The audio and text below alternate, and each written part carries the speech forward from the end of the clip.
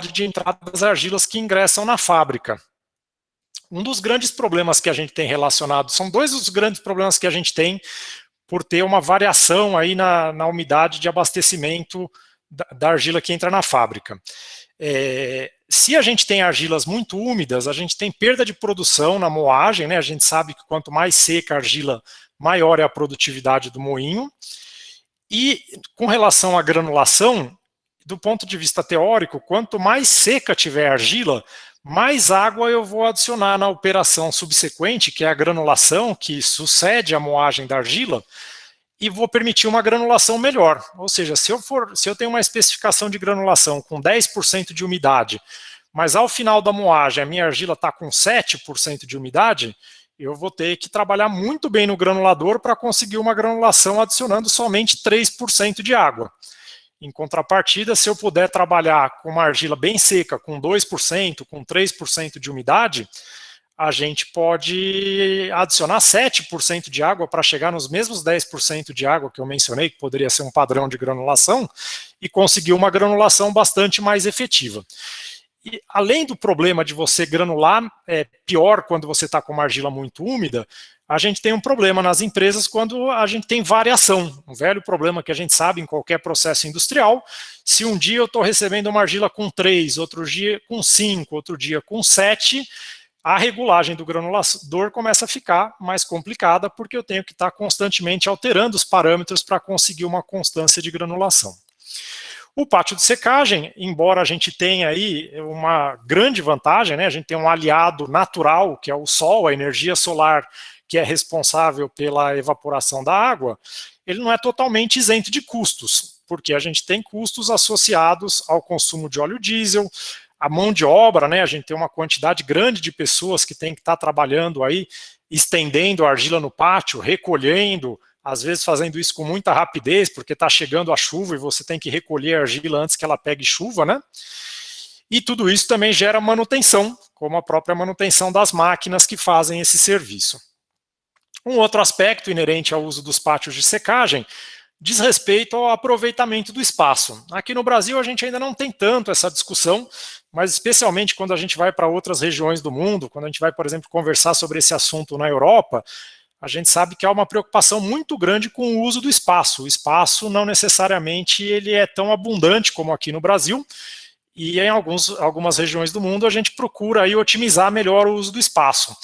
Então, a gente precisa, quando usa o pátio de secagem, de uma área grande para conseguir esparramar a argila e fazer com que o sol seja eficiente na operação de secagem. Há um outro aspecto ambiental também, mas que ele é cercado aí de algumas discussões, que é a geração de material particulado em suspensão. A gente sabe, existe uma série de trabalhos sendo realizados em cima desse ponto. A gente sabe que a Aspacer aí tem feito um trabalho bastante sério com o pessoal da Unesp, procurando avaliar se efetivamente os pátios de secagem têm alguma relação, guardam alguma relação com essa geração de material particulado na região de Santa Gertrudes, que a gente tem uma concentração grande de empresas, e há uma discussão muito grande que outros fatores podem estar associados com essa geração de material particulado em suspensão, como, por exemplo, as estradas, que não necessariamente são asfaltadas, e podem aí no transporte aí que os caminhões fazem de argila, podem estar levantando uma poeira muito grande, às vezes até maior do que o pátio pode estar gerando. Mas é também um ponto que a gente se preocupa quando tem o pátio de secagem, a possibilidade de geração de material particulado em suspensão, que é um item aí que pode trazer consequências para a qualidade do ar, do ponto de vista ambiental. Nesse sentido, considerando essas particularidades da secagem de argila em pátio, o objetivo desse projeto foi avaliar o potencial de uso de secadores contínuos como alternativa para a secagem de argilas destinadas à fabricação de revestimentos cerâmicos pelo processo via seca, que é o processo aí majoritariamente utilizado no polo de Santa Gertrudes. E aí, de forma mais específica, o que o projeto buscou? Instalar um secador rotativo em uma empresa cerâmica do polo de Santa Gertrudes, e fazer uma avaliação detalhada desse equipamento, incluindo aí nessa avaliação informações a respeito de produtividade, que é sempre uma preocupação muito grande dos empresários e das pessoas envolvidas nesse segmento, do consumo e do consumo energético também, porque a partir do momento que a gente deixa de utilizar a energia solar e passa a utilizar um combustível fóssil, como é o gás natural, a gente se preocupa com o consumo de energia que isso pode trazer. Além disso, a gente procurou também avaliar as características técnicas das argilas secas nesses secadores. Vou aqui já adiantar alguns temas. Há muitos anos, quando a gente fala desse assunto na indústria cerâmica, surgem uma série de questões. A argila, quando é seca num secador, ela pode ser calcinada, porque a temperatura é tão alta que a gente pode, inclusive, comprometer a plasticidade da argila. Ou então, quando eu seco a argila no secador rotativo, eu gero muito material em pó, que depois acaba dificultando a granulação e prejudicando a fluidez da massa. Esses são algumas dúvidas que pairam na cabeça das pessoas que nunca trabalharam com essa tecnologia. Então, nesse sentido, a gente procurou fazer uma avaliação para verificar se há alguma possibilidade, dentro de parâmetros de produção no equipamento industrial, de que ocorra alguma perda de plasticidade ou alguma mudança de característica técnica na argila seca no secador rotativo em comparação com a argila seca no tradicional pátio de secagem aí com energia solar. Avaliar também outro objetivo específico, avaliar as diferenças de custo de operação e desempenho técnico em comparação a outras duas tecnologias. A tecnologia mais utilizada hoje, que é a secagem natural de argila em pátio de secagem, e a secagem em moinhos pendulares com secagem simultânea. E aqui vale um parênteses, a gente fez um projeto anterior, que foi concluído em 2017, em que a gente fez um projeto exatamente no mesmo modelo desse que está sendo apresentado hoje aqui para vocês, com a instalação de um moinho pendular, que tem ali um queimador, que ao mesmo tempo que ele moe a argila, ele faz a secagem. Esse projeto já foi concluído lá em 2017, a gente também fez uma apresentação como essa, mas agora nessa apresentação a gente tem condição de resgatar os resultados que foram obtidos lá atrás com essa outra tecnologia, para fazer uma comparação entre o secador rotativo, que foi a tecnologia testada nesse projeto, e o moinho com secagem simultânea, que foi a outra tecnologia avaliada anteriormente. Então aqui a gente também vai fazer esse tipo de comparação para avaliar as diferenças. Bom, quais são os potenciais benefícios que a gente imagina ao trabalhar com esse tipo de tecnologia? Primeiro ponto, como a gente já meio que deixou claro a partir ali da discussão da característica do pátio de secagem, que a gente falou há 2 slides atrás, a gente teria a possibilidade de garantir o abastecimento das fábricas o ano inteiro com argila seca. Então, ou seja, a gente deixa de ter aquela dependência da sazonalidade, do período de chuva, acabou a argila seca, quem trabalha no setor aí já deve ter ouvido isso com frequência, não tem mais argila seca, vai ter que ir atrás de argila alguém que esteja vendendo argila seca, porque não tem mais argila seca no barracão e o período de chuva se estendeu mais do que o esperado. A hora que você tem a secagem forçada, seja através de um secador ou através de um moinho equipado aí com um queimador, a gente consegue garantir o abastecimento das fábricas o ano inteiro com essas argilas secas. Se eu trabalho com o secador rotativo, eu posso presumir que eu posso ter algum aumento de produtividade nos moinhos pendulares, que eles passam a ser abastecidos com argila seca. Falo aqui do moinho pendular, mas o mesmo vale para o moinho de martelo, para o sistema de moagem como um todo. A gente tem até números sobre isso de uma forma geral. Quando a gente reduz a umidade de entrada da argila, a gente pode ter ganhos aí de 10%, em alguns casos, dependendo da umidade de entrada, esses ganhos podem chegar até 15% na produção do sistema de moagem, quando eu trabalho com uma argila mais seca em comparação com uma argila úmida. Melhor condição para granulação das massas, né? Então, já discutimos isso também.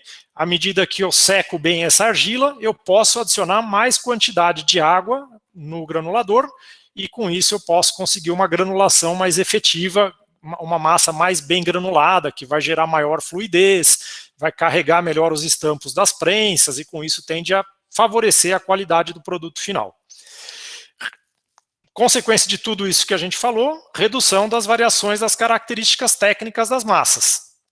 Né? A hora que eu tenho aí todos esses parâmetros conciliados, eu consigo trabalhar de forma mais constante e evitar variações. Posso eliminar ou reduzir o uso do pátio de secagem. Então veja que essa tecnologia não necessariamente precisa eliminar totalmente o pátio de secagem, ela pode ser uma tecnologia para auxiliar a operação que já é feita em pátios de secagem. E também uma outra possibilidade, aí falando, aí indo um pouquinho mais longe, saindo um pouquinho do lugar comum, a gente também ganha a possibilidade de secar argilas brancas, que normalmente a gente tem algumas características de argilas que são naturalmente mais úmidas, né? A gente costuma dizer, né, a argila que a gente utiliza na região é um argilito, que é um material que tem um aspecto rochoso, que ele seca naturalmente por exposição ao sol. Quando a gente vai trabalhar em um projeto diferente, como já tem empresa na região trabalhando com porcelanato moído a seco, por exemplo, a gente tem que trabalhar com outras matérias-primas que não necessariamente são tão fáceis de secar. São argilas mais plásticas, menos rochosas, que têm mais dificuldade de secar ao sol. E nesse sentido, essa tecnologia pode viabilizar a secagem desse tipo de argila e viabilizar também a fabricação de produtos de outra característica, diferente do tradicional produto de base vermelha, B2B, com classe de absorção de água que se faz na região. Peço aqui uma licença até para o pessoal, isso eu pedi autorização para o pessoal da Pfeiffer, que está aqui assistindo a palestra. Quando a gente iniciou esse projeto, a gente buscou alguns fabricantes de secadores de argila, e aqui a gente tem um dos fabricantes, existem várias empresas que fabricam secadores de argila, que ele nos passou uma relação enorme de clientes que eles têm no mundo inteiro, já utilizando esse secador para secar minerais de uma forma geral. Então aqui não está dando para ver que está pequenininho, a ideia não era que aparecesse o nome de todo mundo, mas só para vocês terem uma ideia, um recorte de uma página de um fabricante de secador de argilas, quantos clientes diferentes, quantas empresas diferentes no mundo inteiro, aqui a gente tem na Alemanha, na Itália, na Turquia, na Tailândia, no mundo inteiro já empresas que utilizam essa tecnologia. O que eu estou querendo dizer com esse slide aqui?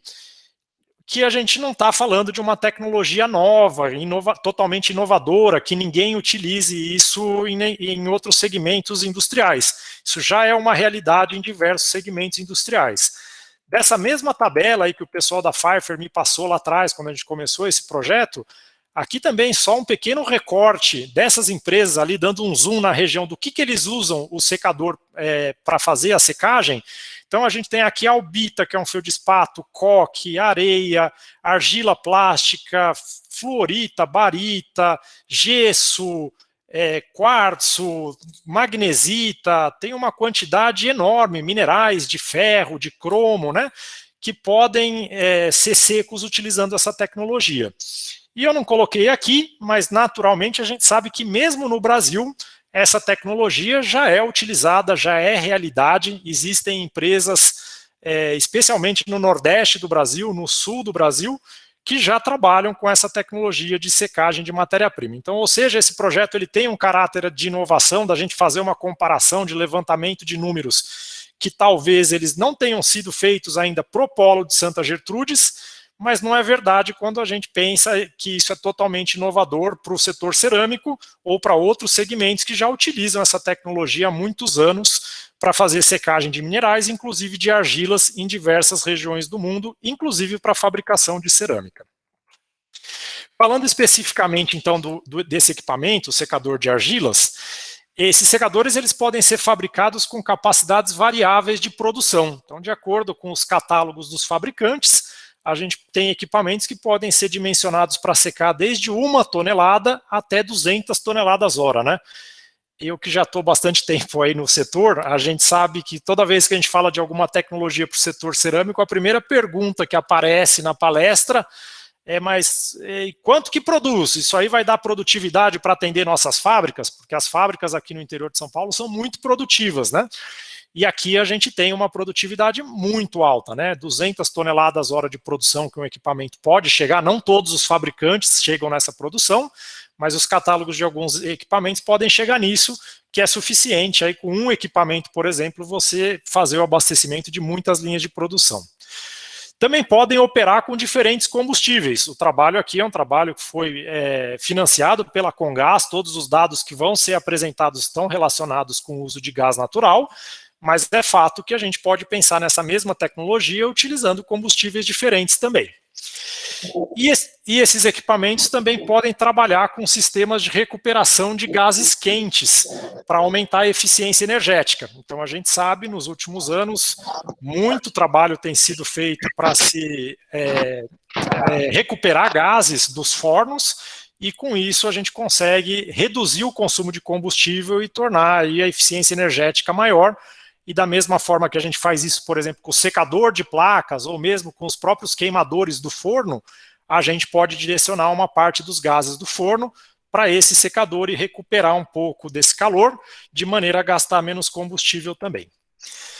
Existe uma variedade muito grande de fabricantes, né, de fornecedores e soluções construtivas para esse mercado. Aqui eu estou apresentando duas delas que são aí fabricadas por dois fornecedores da indústria cerâmica, dois dos principais fornecedores, que podem ser fornecidos para esse segmento, a depender aí do que cada empresa julgar mais conveniente na sua avaliação técnica dos secadores. O que cada vez mais, cada empresa, inclusive, essa é uma questão que as empresas muitas vezes não abrem em termos de tecnologia interna dentro do equipamento, como é que funciona exatamente a passagem da argila, a transferência do calor, mas de uma forma geral, o que a gente sabe que tem aparecido nos últimos anos, uma possibilidade de redução de consumo energético por múltiplas passagens do material. Então aqui é só uma representação também de um equipamento, em que a gente tem aqui a alimentação do material úmido e a entrada de gases quentes, e o material úmido ele pode ter duas passagens, três passagens dentro do equipamento, que é o que a gente está vendo aqui por essas setas vermelhas, né? O material vai numa direção, retorna, depois vai novamente e vai sair aqui o produto seco. Isso é uma alternativa para você tentar aproveitar mais o calor e aumentar a eficiência energética. Não necessariamente todos os equipamentos trabalham com essa tecnologia, e é uma alternativa somente que a gente tem observado que muitas empresas têm utilizado. No caso do trabalho, então, que a gente vai apresentar os resultados na sequência, a gente fez esse trabalho em parceria com duas empresas, além da Comgás, aí, que financiou o projeto. A gente teve uma empresa cerâmica, que foi a empresa onde foram realizados os testes e um secador rotativo foi instalado, que é a Cerâmica Carmelo Fior. E a gente teve o fabricante do secador rotativo, que foi a Cardal. Então, os resultados são apresentados nesse trabalho, são referentes aos testes realizados na Secaf com um secador rotativo da Cardal. Ao final da apresentação, eu vou abrir o espaço para que o pessoal da Comgás, da Secaf e da Cardal, que foram os parceiros aí que participaram do projeto, para que eles possam trazer alguma informação diferente daquilo que eu falei, mas aqui eu vou apresentar 2 minutinhos, um vídeo bem rapidinho, é o vídeo da Cardal, que é o fabricante do secador de argila que foi utilizado nesse projeto. Aqui vai dar para ter uma ideia mais ou menos de como que é o layout do equipamento, a disposição desse equipamento na fábrica, é um vídeo ilustrativo. Eu sei que a gente tem o Fernandinho aqui participando da Cardal e outras pessoas da Cardal na sala. Ao final, depois, Fernando e pessoal da Cardal, se vocês quiserem detalhar um pouco mais, a gente pode falar, vocês podem falar com mais propriedade sobre o equipamento, tá? Mas aqui só a ilustração, a alimentação do material. Ele passa por uma desfragmentação, isso vai ajudar na eficiência energética do equipamento, né? Quanto mais fragmentado tiver esse material que entrar no secador, mais fácil vai ser a evaporação da água, ou seja, menos energia térmica a gente vai consumir. Toda essa estrutura foi instalada no projeto realizado com a Secaf, com a Cardal, né? A gente vai ver as fotos na sequência. Esse material ele vai alimentar então o secador rotativo, que tem aqui um queimador com um gerador de calor, né? Que trabalha aí com temperatura da ordem de 500, 550 graus aqui na geração de calor. Obviamente, essa temperatura ela não vai estar diretamente em contato com a argila. Aqui no caso do secador que está sendo apresentado no vídeo, é um secador que estaria tendo 3 passagens, mas o caso do secador da Secaf, onde a gente fez os testes, é um secador de 2 passagens. O material seco ele vai sair na parte inferior do equipamento, e a gente vai ter também, aqui tem a representação, uma vista mais geral, né, mostrando o transporte de material, e a gente vai ter a aspiração, aqui o material seco saindo, e ao mesmo tempo a gente vai ter a parte aí dos ciclones recuperando o calor, que vai levar os gases quentes com os finos que são arrastados, que vão ser recuperados por filtros de manga depois. Então, na sequência aí a gente vai ver essa operação. O pessoal que trabalha já nas empresas está bastante familiarizado com esse tipo de equipamento. Tá? Os filtros de mangas que vão coletar aí o material mais fino, e esse material mais fino ele vai depois se juntar ao material mais grosso que já foi descarregado do interior do equipamento. Acho que aqui já deu para a gente ter uma ideia, para a gente, por conta de tempo, vamos seguir. Depois, lá no final, se o pessoal da Cardal quiser falar um pouquinho mais, detalhar alguma coisa sobre o equipamento, fica o espaço lá no final. Aqui são as imagens, tá? A instalação do secador na Secaf, que a gente acompanhou, foi construído um barracão específico para abrigar esse equipamento. Está aqui o secador da Cardal na fase de instalação.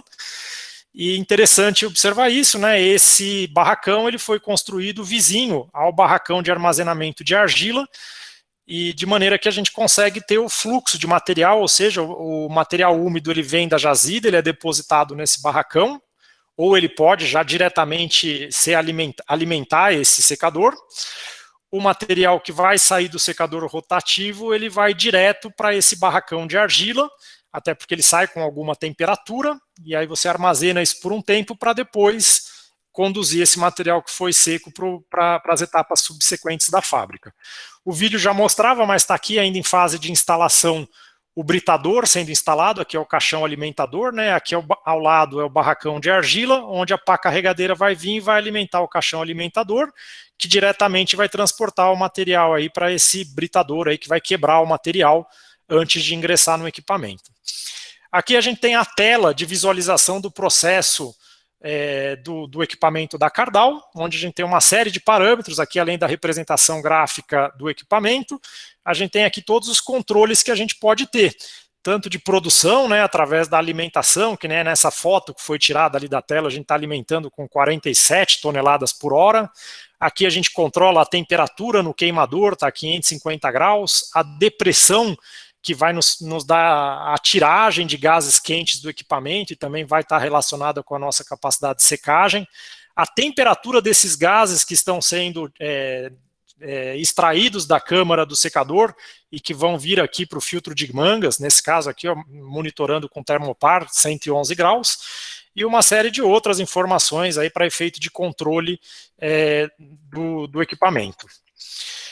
Bom, aqui a gente tem a imagem da alimentação do secador, e aí já vou começar a detalhar como foram os testes que a gente vai apresentar os resultados, né? Então, a primeira etapa, a gente alimentou o secador com argilas com diferentes umidades. Como é que a gente fez isso?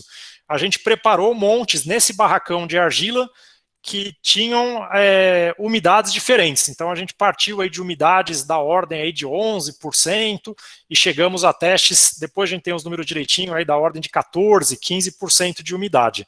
E aqui a gente consegue ter uma imagem do material saindo do britador de mandíbulas. Essa é a característica da argila que vai ingressar no secador de argilas que foi avaliado. Depois a gente ajusta a temperatura do queimador, mas não só a temperatura dele, como a velocidade de alimentação, a depressão, tudo isso a gente fez nesses testes buscando ajustar a umidade de saída. Então essas são as principais variáveis que a gente trabalhou: velocidade de alimentação, que vai regular a produtividade do equipamento, a temperatura e a depressão, né, a tiragem de gases do equipamento. E aqui só uma imagem mostrando então o queimador ali na parte de trás do equipamento, ali muito próximo da onde a gente faz a alimentação da argila dentro do equipamento. Durante todos esses testes, o consumo de gás foi monitorado, o equipamento ali ele tinha um totalizador de volume de gás exclusivo para o equipamento, então isso facilitou bastante os testes que a gente fez. Esses testes, eu posso dizer, tenho bastante confiança nos resultados que a gente obteve, porque a gente fez testes ali de 30 minutos, 1 hora, e monitorou durante todo esse período o consumo de gás aí em normal metro cúbico, de maneira que a gente conseguiu ter uma boa ideia para cada regulagem que a gente fez no secador, para cada umidade de entrada, qual o consumo exato de gás que a gente tinha no equipamento. Também monitoramos a temperatura da argila na saída do equipamento. Há sempre uma preocupação ali com as mangas do filtro de mangas, que não pode receber a argila com temperatura muito alta, sob pena aí de reduzir a vida útil dela, né? Então, para isso, ali na saída do equipamento, a gente tinha ali um termômetro óptico que a gente utilizava para fazer as medidas de temperatura, que vocês estão vendo, ó, 63 graus, temperatura que está saindo a argila depois de passar pelo secador. Medição de umidade da argila no secador. Parece uma coisa simples, mas é um tema meio polêmico. A gente está muito acostumado nas fábricas a fazer essas medidas em balanças determinadoras de umidade, que a gente pega alíquotas muito pequenas de argila para secar. Uma preocupação que a gente teve nesse projeto é que se a gente, como a gente está trabalhando com um material que não foi moído ainda, então a gente tem fragmentos relativamente grandes de argila, a representatividade da medida de umidade poderia ser muito baixa se a gente fizesse a medida em balança determinadora de umidade. Então, para evitar esse problema, a gente coletou amostras relativamente grandes, ao invés de pegar lá, que nem a gente faz numa balancinha comum aí de setor de preparação de massa, que faz o teste com 100 gramas, aqui a gente pegou uma quantidade grande de material, 2 quilos, 3 quilos de argila, sem precisar fazer moagem nenhuma, e colocou nessas assadeiras e determinou em estufa. Ou seja, é a medida mais precisa que pode ter. A gente fez isso em 24 horas para secar completamente o material e ficar menos dependente da amostragem do material por conta de estar trabalhando com material em fragmentos maiores, como é o caso dessa argila que só passou pelo secador e não foi moída.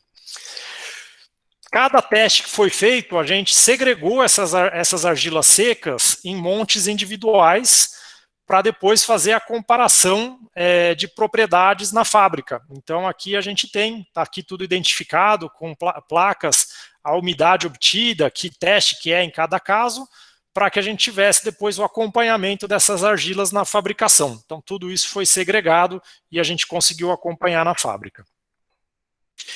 E aí, vamos passar para os resultados, então a parte acho que o pessoal deve estar mais interessado em ver. Que resultados a gente obteve aí nesses testes? Então eu vou passar uma sequência de 5 testes que a gente realizou na empresa, com variações controladas em alguns parâmetros, como vocês vão ver na sequência. Então aqui foi o primeiro teste realizado, umidade de entrada da argila 11,4%, a alimentação regulada e setada para 45 toneladas hora. Aqui a gente vê até na foto que a gente tirou do painel, ela oscila ao redor de 45, né? Então aqui na foto está dando 46,9 toneladas hora. Temperatura dos gases na tiragem é controlado em 110 graus, que é uma temperatura ainda que não temos problema para trabalhar até que esses gases cheguem no filtro de mangas. E a depressão em 34 milímetros de coluna d'água. Nessa situação, a gente conseguiu, nesse equipamento que está instalado na Secaf, né, de novo, isso é só um exemplo do secador que está lá na Secaf. Evidentemente, esse resultado pode ser diferente a depender da tecnologia que você utilizar, da argila, da umidade, como a gente vai ver. Mas nessa condição, a gente saiu de uma umidade de 11,4% para chegar numa umidade de saída de 5,1%. Na sequência, eu vou apresentar o consumo de gás que o equipamento teve nessa condição. Mas o que a gente tem de importante aqui? Capacidade desse equipamento de trabalhar com uma produção ao redor de 45 toneladas hora e entrar com uma umidade de 11% e sair com 5%, ou seja, uma redução bastante efetiva de umidade, mais de 6% de água eliminada, mantendo uma produção aí da ordem de 45 toneladas hora.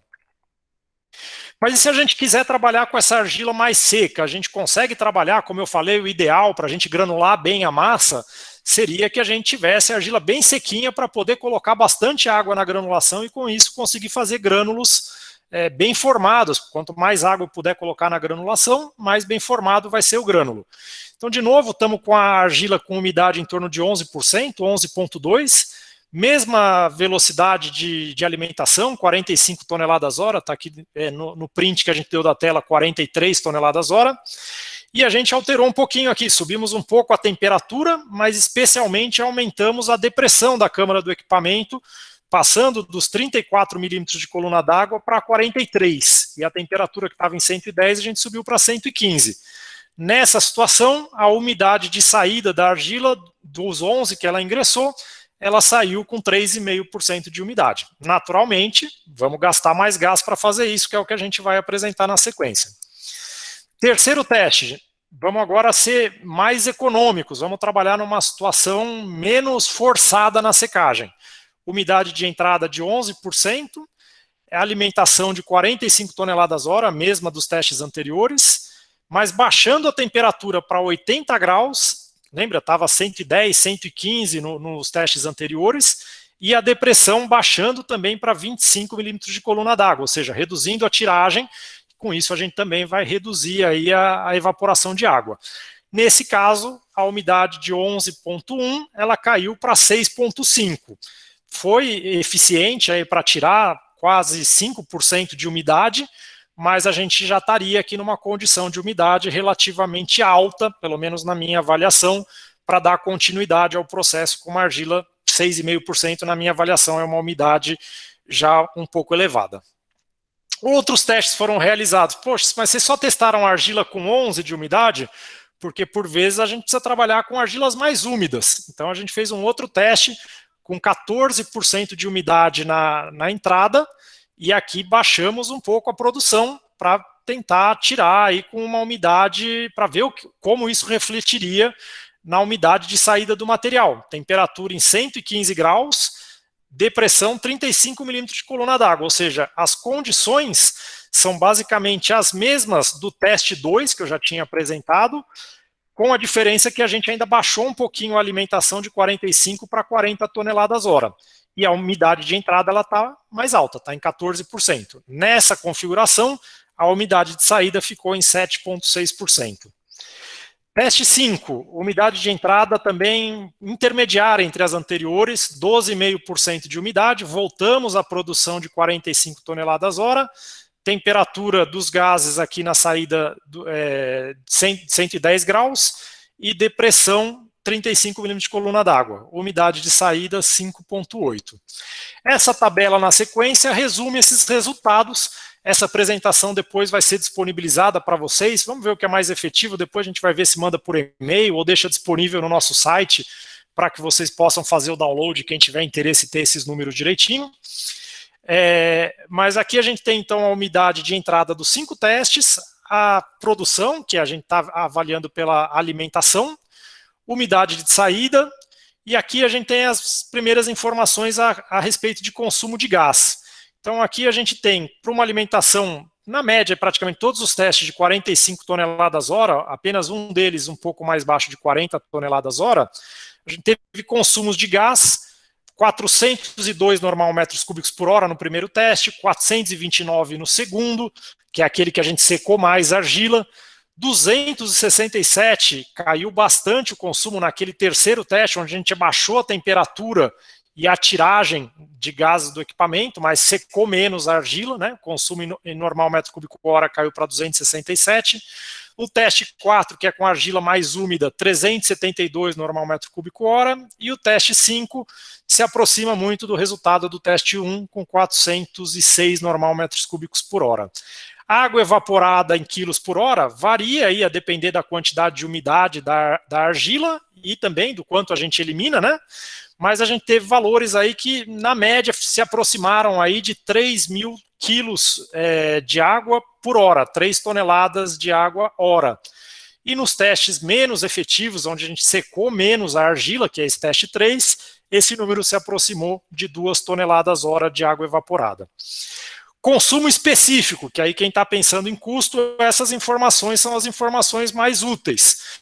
Então aqui a gente tem apresentado de duas formas o consumo específico. Um em quilocalorias por quilo de água. Para calcular esse consumo a gente utiliza o poder calorífico inferior do gás natural, considero aí 8.565 quilocalorias por metro cúbico, e aí utilizando esse valor a gente atinge aí consumos específicos que variam entre 1.100 e 1.200 quilocalorias por quilo de água evaporada.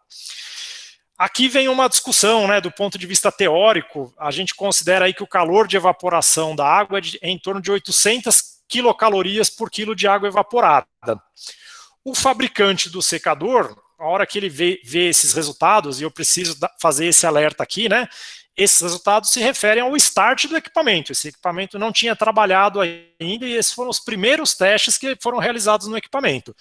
O fabricante do equipamento, a Cardal, nos informa que almeja ainda com regulagens do equipamento atingir valores aí de pelo menos 900 quilocalorias por quilo de água. Esse é o objetivo deles. Nos testes que a gente fez, a gente tem segurança dos números, mas a gente não atingiu ainda essas 900 quilocalorias por quilo.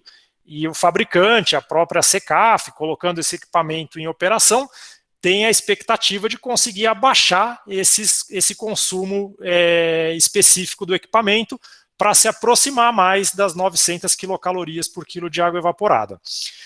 Uma outra informação aí até mais útil para efeito de cálculo de custo é a gente calcular quantos normais metros cúbicos de gás a gente consome para cada tonelada de argila seca.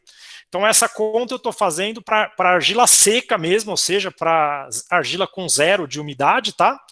E aí a gente tem 10 normal metro cúbico por tonelada nesse primeiro teste, 10,7 no segundo, 6,7 nesse teste que foi o menos efetivo, e quando a gente volta para outros testes onde a gente eliminou mais água com argilas mais úmidas, a gente tem aí consumos da ordem de 10,8, 10,3 normal metro cúbico de gás natural por tonelada de argila seca. Então esses números, como eu falei, depois quem quiser fazer conta com esses números vão estar disponíveis aí para quem tiver interesse em ter esse material. São dados reais, feitos com argila de Santa Gertrudes, coletadas nesse equipamento. Bom, na sequência, a gente fez a avaliação das características das argilas. Lembra, eu mencionei, né, a gente tem também a preocupação de que esse sistema de secagem, de alguma maneira, possa prejudicar alguma característica técnica das argilas. Para isso, a gente fez uma avaliação bem detalhada que eu vou apresentar aqui na sequência. Por exemplo, aqui um primeiro teste que a gente fez, monitorando a granulometria de entrada e de saída da argila do secador. Então, estou falando de argila antes de moer, é o material que vai para moagem. Só que esse material ele já passou por aquele britadorzinho ali que tem logo no início antes de entrar no secador. Por isso ele já é um material fragmentado. E aqui vem toda uma discussão também sobre eficiência energética. Esses números que eu apresentei aqui de consumo de gás, eles estão diretamente relacionados à granulometria dessa argila. E qual é a granulometria que foi testada? É essa que está apresentada aqui. Então veja que a gente tem aqui um tamanho médio de fragmento de argila que está entrando no equipamento da ordem de 6,8 milímetros. A gente tem aqui 10% na entrada de material com diâmetros ainda maiores do que 19 milímetros. Podemos dizer aí que praticamente 100% desse material que a gente testou estava com granulometria abaixo de 30 milímetros, na média 7 milímetros. Temos aí uma quantidade de material que já é fino, né, que está aqui no fundo de peneira, uns 5%. Aqui tem a curva granulométrica representada graficamente para quem estiver interessado. Mas se a gente quiser centrar em algum valor, então totalmente abaixo de 30 milímetros, praticamente aí 10% abaixo de 20 milímetros, 19 milímetros, e um diâmetro de 20 milímetros.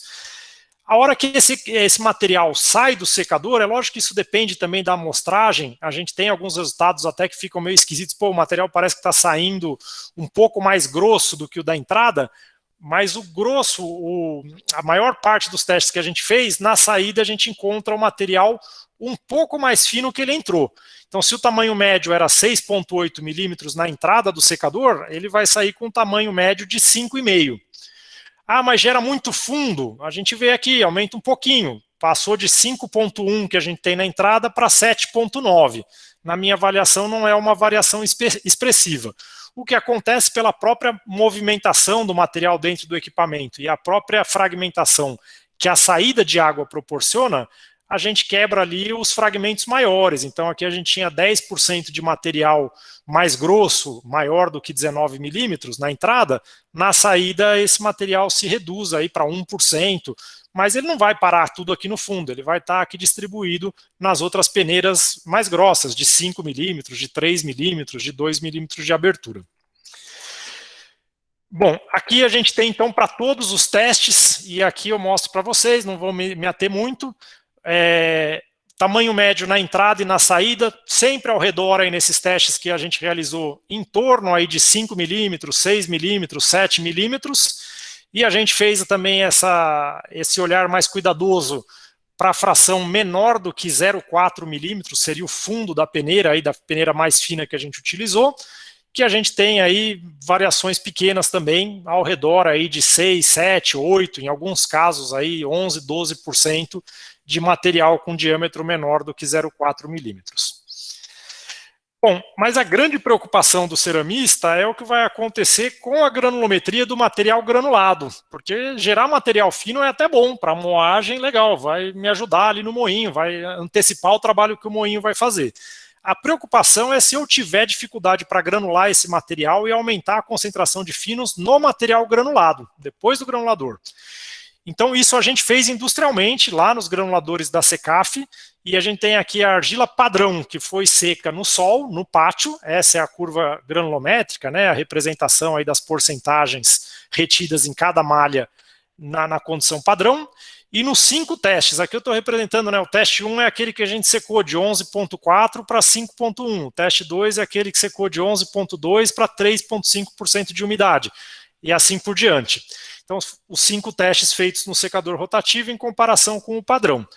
E o que a gente vê é essa avaliação feita, inclusive, dentro da própria empresa, né, moagem e granulação industrial, a gente vê variações aí totalmente inexpressivas, olhando aqui, se concentrando especialmente na fração de finos, a gente manteve aí a quantidade de fundo ao redor de 1,5%, em alguns casos até um pouco menos, mas nem dá para falar que é uma redução, está dentro do erro de medida aqui, 0,8 para 1,6%. E mesmo nas malhas mais finas, a gente não tem aumento aqui, ó, a malha 63, que malha 230, que é 63 microns de abertura, praticamente aqui a gente tem a mesma quantidade, 5%, 6%, 4%, 5%, 4%, 3%, mesma coisa na 120, não observamos nenhum aumento expressivo na concentração de partículas finas nessas amostras que a gente coletou. Isso a gente vê, inclusive, na curva granulométrica, quando a gente plota esses resultados, a gente vê que essas curvas elas estão todas muito próximas, quase sobrepostas, indicando que esses materiais aí, eles têm granulometrias muito parecidas, o que não deveria resultar em variações aí de fluidez, carregamento de prensa, esse tipo de coisa. Mas também, como a gente se dedicou a fazer esse trabalho com bastante cuidado, a gente também levou esse material granulado num microscópio para tentar observar na morfologia dos grânulos para ver se eles aparentavam formatos diferentes vistos ao microscópio. E aqui a gente está pegando somente a fração retida em malha 20 das massas granuladas. A primeira imagem aqui à esquerda é do material padrão, ou seja, que foi seco em pátio de secagem. E depois a gente tem aqui teste 1, teste 2, teste 3, teste 4 e teste 5. Em todos os casos, a gente está pegando só os grânulos maiores, aqui, aqueles são retidos em malha 20. Aqui eu tenho até as porcentagens, né? 10,7 no caso do padrão, 9,8 no teste 1, 9,1 no teste 2 e assim por diante. O que a gente vê de relevante aqui? Formatos dos grânulos muito parecidos, mas há uma diferença sim. Se a gente for ser bem detalhista na análise, a gente vai perceber que o material que passa pelo secador, de uma forma geral, ele parece ter uma quantidade maior de partículas finas aderidas nos grânulos. Não sei se dá para perceber bem pela imagem, mas esses grânulos que foram obtidos com argila seca ao sol, a gente tem uma textura mais lisa, a gente vê menos partículas depositadas na superfície deles. Quando eu venho para praticamente todos os testes feitos em secador de argila, a gente tem a presença desses grãozinhos um pouco mais finos, que eles estão aderidos na superfície dos grânulos mais grossos. Bom, e qual que é a consequência disso, né? Maior preocupação que a gente tem é que isso poderia, de alguma maneira, essa mesma análise a gente fez em outras frações granulométricas, aqui é na malha 35, a gente vai ver a mesma coisa que eu relatei ali. Então a gente vê esse grânulo obtido com argila seca ao sol, de novo com a textura mais lisa e com menos partícula aderida na superfície em comparação com os outros, e a preocupação que a gente tinha é que isso poderia afetar a fluidez da massa. Para isso a gente utiliza um índice que é chamado índice de Hausner, não sei se todo mundo conhece, que ele é calculado pela razão entre a densidade de empacotamento e a densidade de preenchimento dos grânulos em um frasco aí de volume conhecido. Então a gente divide essa densidade de empacotamento pela densidade de preenchimento, e quanto mais baixo for esse número, maior é a fluidez da massa. Só para vocês terem uma ideia, uma massa atomizada costuma dar valores de fluidez da ordem de 1,10, 1,15, a depender da distribuição granulométrica dessa massa. Numa massa de via seca, que é uma massa que naturalmente já flui menos que uma massa atomizada, a massa padrão, que é seca no pátio, a argila, deu um índice de Hausner da ordem aí de 1,49. Todos os testes de secagem que a gente fez, a gente encontrou valores muito parecidos, 1,48, 1,47, 1,49, um teste aqui que deu um valor de 1,54, mas que quando a gente olha aí o conjunto da obra, a gente conclui que não dá para dizer que há variações expressivas de fluidez da massa, ainda que ela tenha a presença dessas partículas que eu mostrei aqui. Tecnicamente a gente pode dizer que essas partículas não afetam a fluidez da massa, porque elas mantêm um índice de Hausner da mesma magnitude da argila que foi seca ao sol, né, em pátio de secagem.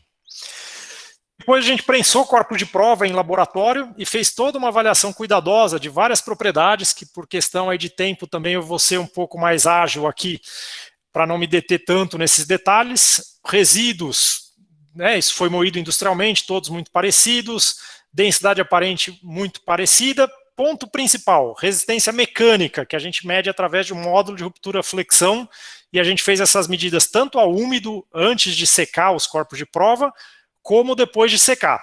Então aqui, antes de secar, a massa padrão tinha 14 kg por centímetro quadrado de resistência mecânica, e aqui são os valores encontrados nos 5 testes de secagem realizados lá no secador rotativo. 15, 13, 14, 15, 14 quilos por centímetro quadrado, valores muito parecidos com o valor encontrado na argila padrão. E depois de seco, né, isso são indicadores de plasticidade da argila. Aqui a argila padrão, 54 quilos por centímetro quadrado, nos testes realizados, 56, 54, 52, 53, 52. Ou seja, valores todos esses muito parecidos, que não nos permitem dizer, então, que há perda de plasticidade da argila, aquela preocupação que a temperatura alta do secador rotativo poderia calcinar a argila e gerar perda de resistência mecânica. Ao menos nessas condições de regulagem, com essa argila que a gente testou, a gente pode afirmar que isso não aconteceu, as propriedades mecânicas das argilas se mantiveram.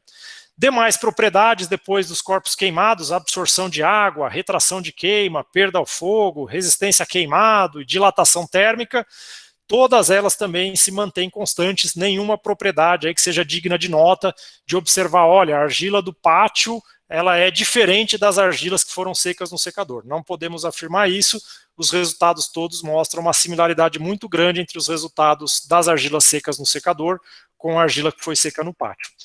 Incidência de coração negro também, que é um outro parâmetro que a gente avalia, esse primeiro conjuntinho de corpos de prova é o padrão.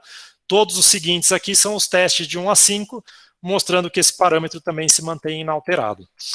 Também uma preocupação que a gente teve, né, até o pessoal da Congás, quando a gente estruturou o projeto, falou, poxa, seria legal a gente mandar essas peças no CCB, que é o laboratório acreditado pelo Inmetro, para verificar se o produto fabricado atende à norma.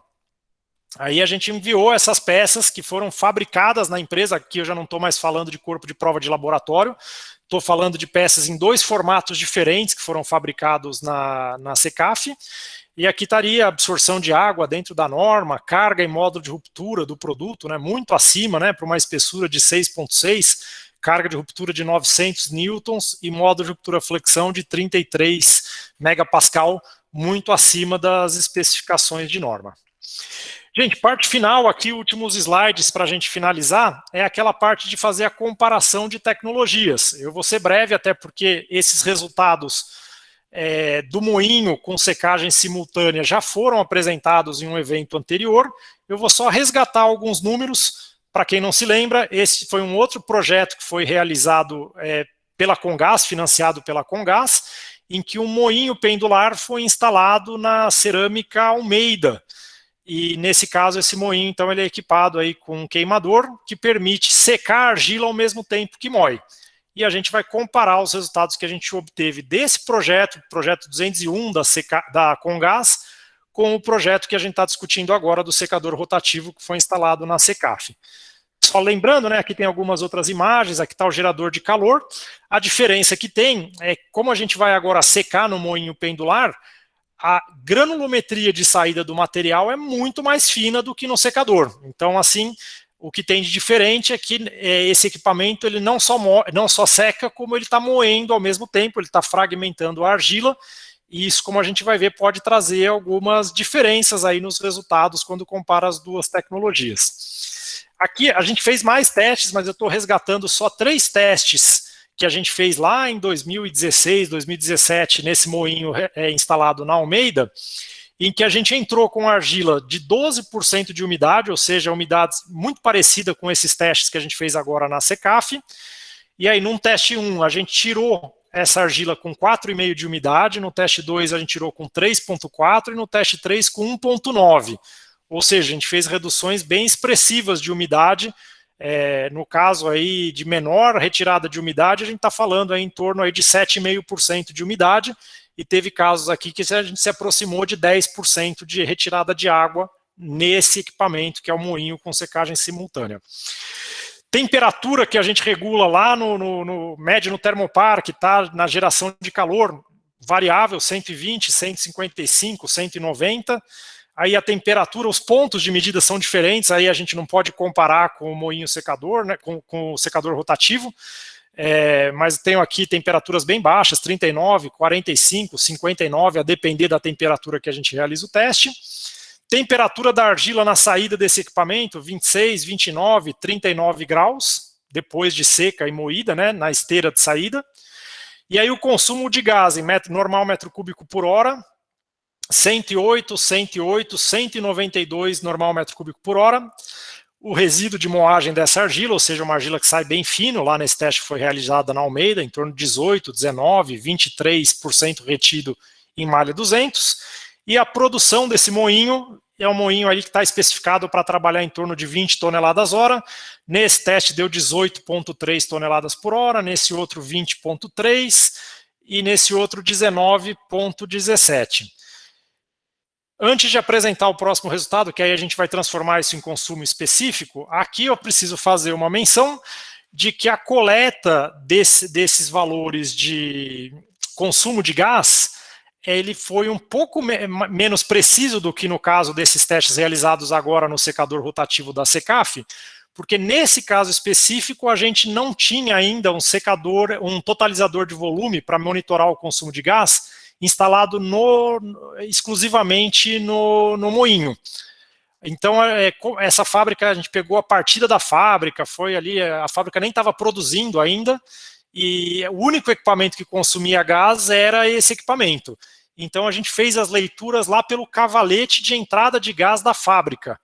Era um pouquinho mais chatinho, porque a gente tinha, na verdade, ali que se deslocar para ir lá no cavalete, para tudo, vai lá, faz a leitura, volta para fazer o acompanhamento da moagem e secagem. Super acho válido esses resultados, mas eu diria assim, aqui pode ter uma imprecisão um pouco maior do que a imprecisão que a gente teve na medida de consumo desse último projeto do secador rotativo que a gente fez na Secaf, porque ali a gente tinha um medidor de gás no próprio equipamento que a gente conseguia acompanhar com bastante precisão o consumo. Resultados obtidos. Esse resultado aqui é bastante interessante. Eu estou plotando os resultados de consumo específico de gás natural, em normal metro cúbico por tonelada de argila seca, em função da quantidade de água eliminada na secagem. Então aqui eu tenho os vários testes realizados no secador rotativo, que como a gente viu anteriormente, variaram em torno de 6,5 até 10,7 normal metro cúbico de gás por tonelada de argila seca, para retirada de umidade em torno de 4,5 até 7,5% de água da argila. No moinho secador, ou no moinho com secagem simultânea, a gente retirou volumes maiores de umidade, a gente variou de 7,5 para 10. E o que a gente observa, que a gente teve também consumos específicos dentro dessa magnitude, entre 5 normal metro cúbico e 10 normal metro cúbico por tonelada de argila seca, só que para retirar uma quantidade maior de umidade. Então, se eu analisar nu e cru esses resultados, eu entendo que, do ponto de vista energético, a eficiência maior está no moinho com secagem simultânea. Isso faria algum sentido se eu levar em consideração que a gente tem a fragmentação, o moinho não está só secando, mas ele está moendo junto, aumentando a área superficial do material, e isso deve facilitar a evaporação. E a gente também tem um volume de ar, uma circulação de ar maior dentro do moinho do que do secador, o que poderia auxiliar em uma eficiência energética maior. Porém, eu preciso levar em consideração que esses resultados do secador rotativo, há uma expectativa do fabricante, da própria empresa que adquiriu a tecnologia, de que esse equipamento ele possa se tornar mais eficiente, se aproximar mais daquelas 900 quilocalorias por quilo de água evaporada. Como eu mencionei, esses testes são testes iniciais, foram realizados no equipamento, e que a expectativa é que, com as regulagens futuras, o equipamento possa se tornar mais eficiente e talvez se aproximar mais do resultado obtido pelo moinho secador que está aqui apresentado. Por fim, uma pergunta que todo mundo se faz, né? Bom, mas muito bacana tudo isso, mas quanto que isso vai pesar no bolso da empresa que resolveu optar por essa tecnologia, né? Então a gente fez aqui uma estimativa de custos. Preciso também aqui fazer uma observação que essas informações, eu conversei com algumas pessoas da região e encontrei informações bastante desencontradas, porque tem empresas que consideram determinados parâmetros nos cálculos de custo e outras não consideram e vice-versa. Quando eu vou fazer o custo do pátio de secagem para comparar com o custo do secador rotativo. Estou apresentando aqui em detalhes, faço essa ressalva que isso aqui é um valor médio que a gente pegou ali da região e que pode variar muito de empresa para empresa, a depender da eficiência, do número de funcionários que trabalha, com quantas máquinas faz o serviço, qual a tarifa de gás que essa empresa ela pratica, que depende do consumo dela, né, e tantas outras variáveis. Então é só uma referência para que a gente tenha aí um número de partida para que cada um faça suas contas em privado, né, mas aqui é simplesmente uma discussão para que a gente não deixe sem essa informação quem está curioso para saber o quanto isso pode impactar em termos de custo para o setor. Tá, então aqui a gente tem um custo que a gente considera completo pro secador rotativo. Então a gente teria aqui com mão de obra, considerando aí um funcionário para olhar o equipamento, um por turno, mais operador de máquina que vai carregar o caixão alimentador, em torno de R$ 1,24 por tonelada de argila. Custo de combustível, óleo diesel da máquina que alimenta o equipamento, R$ 2,43 por tonelada de argila. Custo de manutenção de máquina, bem imprevisível, depende, obviamente, aí se são máquinas novas, máquinas mais antigas, estamos considerando aí 76 centavos por tonelada. Gás natural, R$ 15,45 por tonelada. Estou considerando aqui uma tarifa de R$ 1,83 para chegar nesse valor, considerando o consumo médio de gás ali desses 5 testes que eu fiz no secador rotativo. Lembrando que a gente tem expectativa de que esse número possa diminuir, aumentando a eficiência desse equipamento. Tá? Mas aqui eu considerei então R$ 1,83 como tarifa do gás. Como a gente sabe, a depender do volume de consumo, esse valor do gás ele pode ser bastante variável.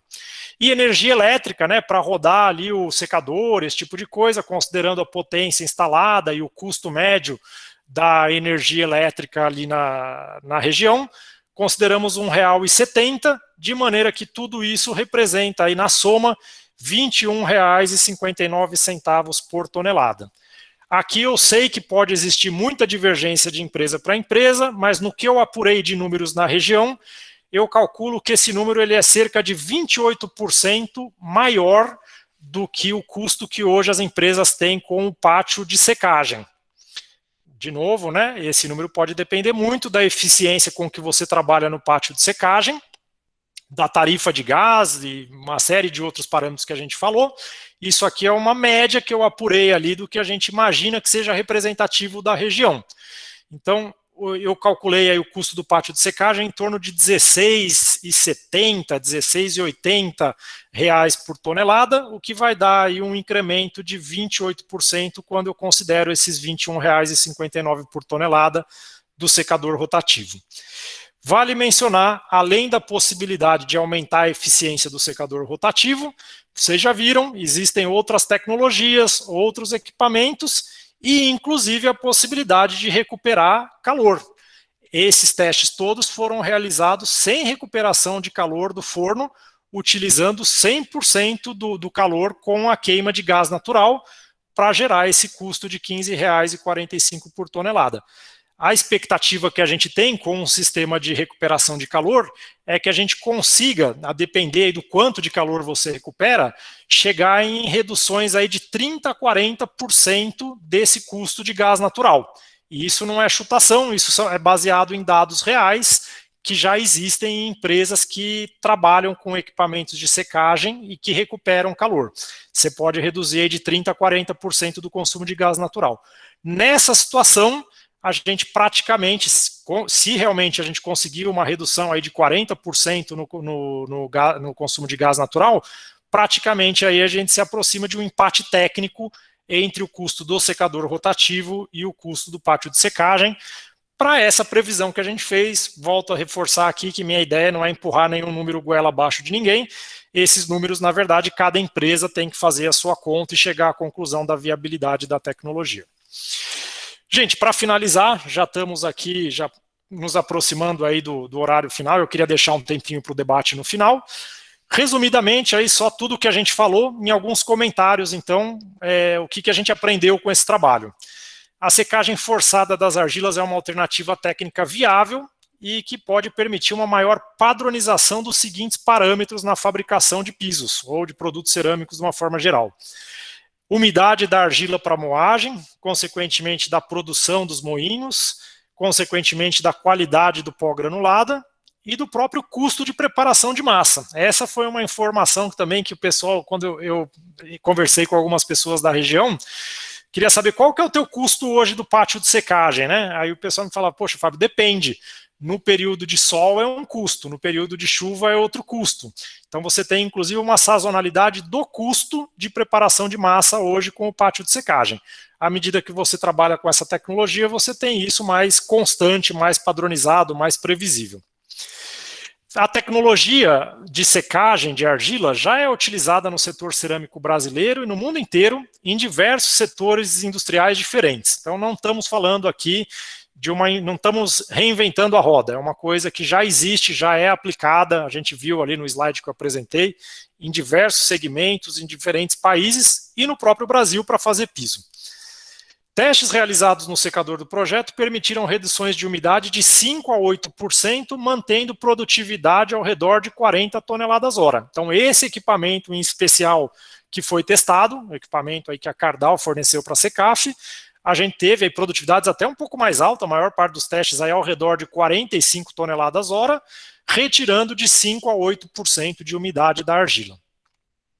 Ajustes das condições de secagem podem ser realizados por alterações, tanto na velocidade de alimentação do secador, que vai afetar a tua produção, mas também é um parâmetro de regulagem aí para fazer com que você seque mais ou menos a argila, a temperatura dos gases e a depressão, a tiragem dos gases da câmara do secador, você consegue ajustar essa secagem, fazer com que ela seja mais ou menos efetiva. Temperatura da argila na saída do secador varia entre 50 e 70 graus, a depender dos parâmetros de operação. Essa temperatura, em tese, não deve gerar nenhuma dificuldade, nem para os filtros de mangas e nem para a continuidade do processo de fabricação. Mostramos isso nos testes com as argilas coletadas, que a massa granulada não apresenta variações de granulometria e fluidez. Se a gente quiser ser preciosista, a única coisa diferente que a gente viu foram aqueles grãozinhos aderidos de um material particulado mais fino, aderido na superfície dos grãos maiores, mas que não traz impacto para a fluidez da massa, de maneira que não deve afetar carregamento de prensa, esse tipo de coisa. Tecnologia de secagem não afeta a plasticidade da argila. Então a gente já tinha, eu até reparei aí, tem um pessoal, eu vi o Laiete presente na sala aí, que já participou de outros projetos de secagem de argila, realizados em parceria com a Comgás no passado também. Essa conclusão a gente já chegou reiteradas vezes em outros trabalhos também. Não acontece calcinação, a argila não chega nem perto de atingir lá os 500 graus, 300 graus, que seria necessário para gerar ali uma desidratação ali da água de estrutura da argila, de maneira que a gente percebe que a argila mantém a plasticidade, e no trabalho que a gente fez, a gente vê isso claramente com a manutenção dos valores de resistência mecânica dos corpos de prova e das peças industriais que a gente produziu. Todas as propriedades normativas do produto podem ser atingidas. Então, se alguém tem a preocupação, e será que o produto vai atender a norma, tal? Não há nenhuma preocupação. Os testes mostram para a gente, independente do formato fabricado, mandamos as peças no CCB, todos os parâmetros de qualidade do produto foram mantidos. Nas condições de teste, a argila que a gente trabalhou então com uma argila com granulometria menor do que 30 milímetros, o consumo de gás natural depende da redução de umidade praticada no equipamento. Então, quanto mais água você tirar, mais consumo de gás você vai ter. Naturalmente, se você puder alimentar esse equipamento com uma argila mais triturada, menor do que 20 milímetros, menor do que 15 milímetros, a expectativa é que você consuma menos gás também. E os valores que a gente obteve, eles ficaram de consumo específico entre 1.050 e 1.250 quilocalorias por quilo de água evaporada, sendo que o fabricante ainda almeja atingir esses 900 quilocalorias por quilo de água evaporada, que é o mesmo que dizer que um consumo de gás natural entre 6,5 e 10,8 normal metro cúbico por tonelada de argila seca, a depender de quanto você está produzindo, de quanto de água você está eliminando, que vai estar diretamente relacionado com esse consumo específico. Recuperação de gases quentes tem potencial para reduzir o consumo de gás natural entre 30% e 40%. E o moinho com secagem simultânea testado num projeto anterior apresentou maior eficiência térmica, mas tem um aspecto que aí precisa ser considerado. Se a gente pensar em moagens de argila com 15%, 20% de água, naturalmente esse moinho ele tem uma perda de produtividade que é afetado pela umidade. Isso até todo mundo que trabalha no setor, trabalha em setor de preparação de massa, sabe que acontece. Toda vez que você alimenta um moinho com uma argila mais úmida, ele perde produção. Esse moinho com secagem simultânea, a perda de produção é menor, tanto que ele te permite trabalhar com argilas de até 15%, 20% de umidade, mas ele vai ter uma perda de produtividade em comparação com você trabalhar com o mesmo moinho, já alimentando ele com argila seca. E aí, então, a decisão entre uma tecnologia ou outra é particular de cada empresa.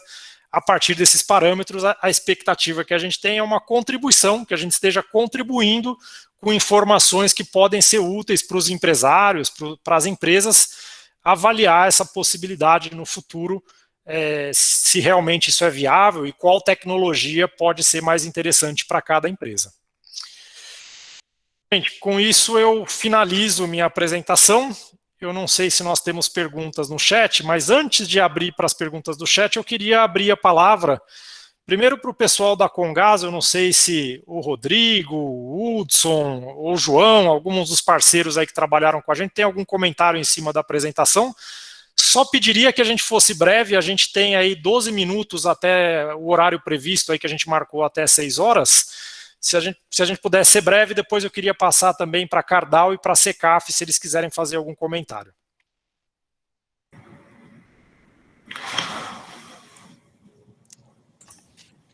Ô, Fábio, se o João quiser falar a respeito do programa de P&D, né? Oi, Hudson. Okay.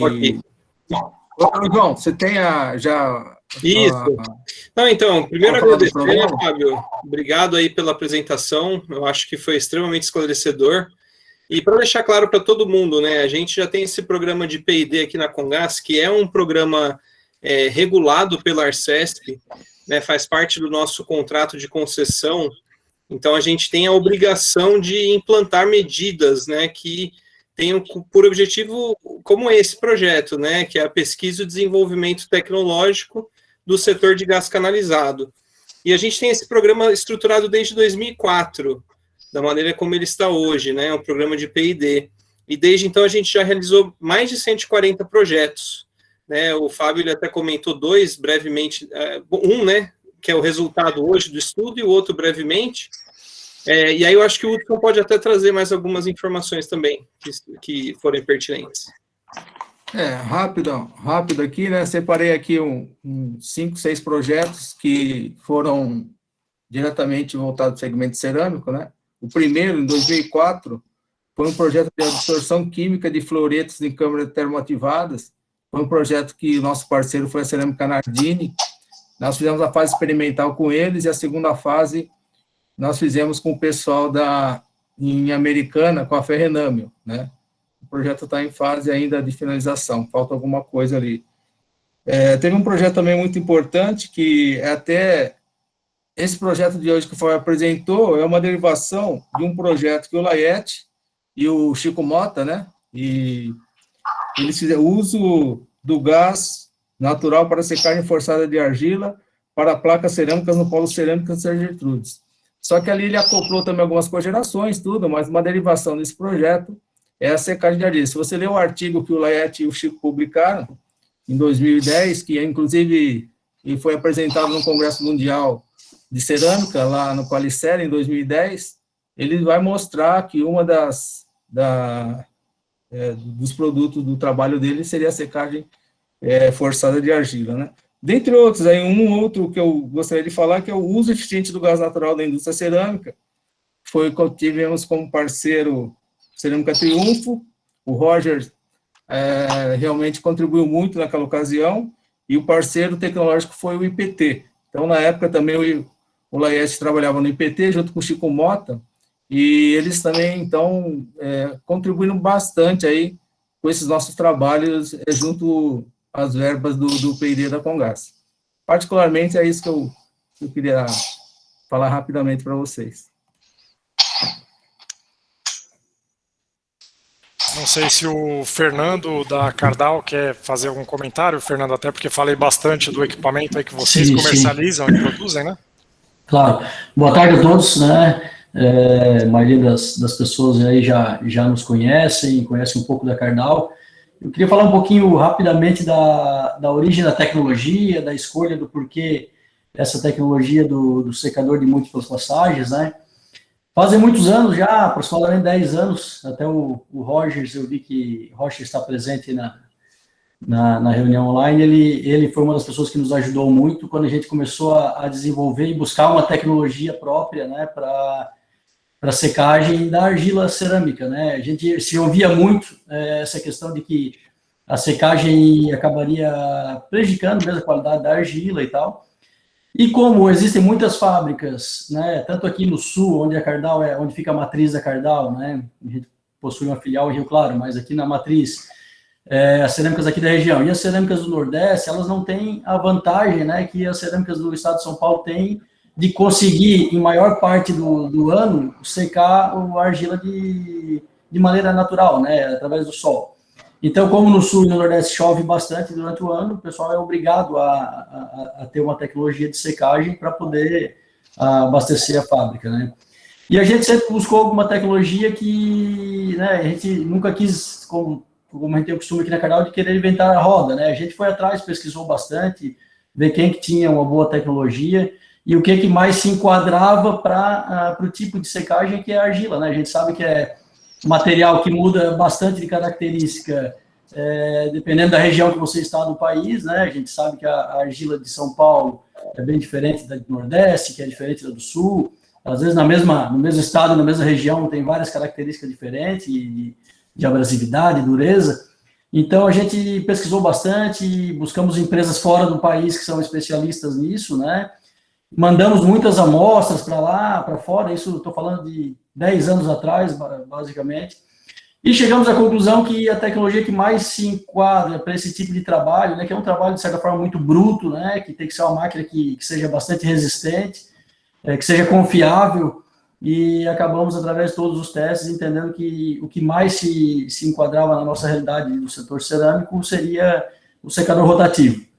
E aí, obviamente, secador rotativo é uma máquina, né, que há centenas de anos já se usa em diversos segmentos, então a gente buscou algo de diferente, e aí a gente procurou, na parte das múltiplas passagens, um equipamento que tivesse uma eficiência energética maior, porque a gente sabe que o gás é o maior consumo aí na indústria cerâmica, por mais que também se tenha a possibilidade de usar outros combustíveis, né? Então a máquina pode trabalhar com outros combustíveis, mas se tratando basicamente aí, a matriz energética da cerâmica é gás natural, é algo que possa ser mais eficiente do que um secador rotativo comum, né?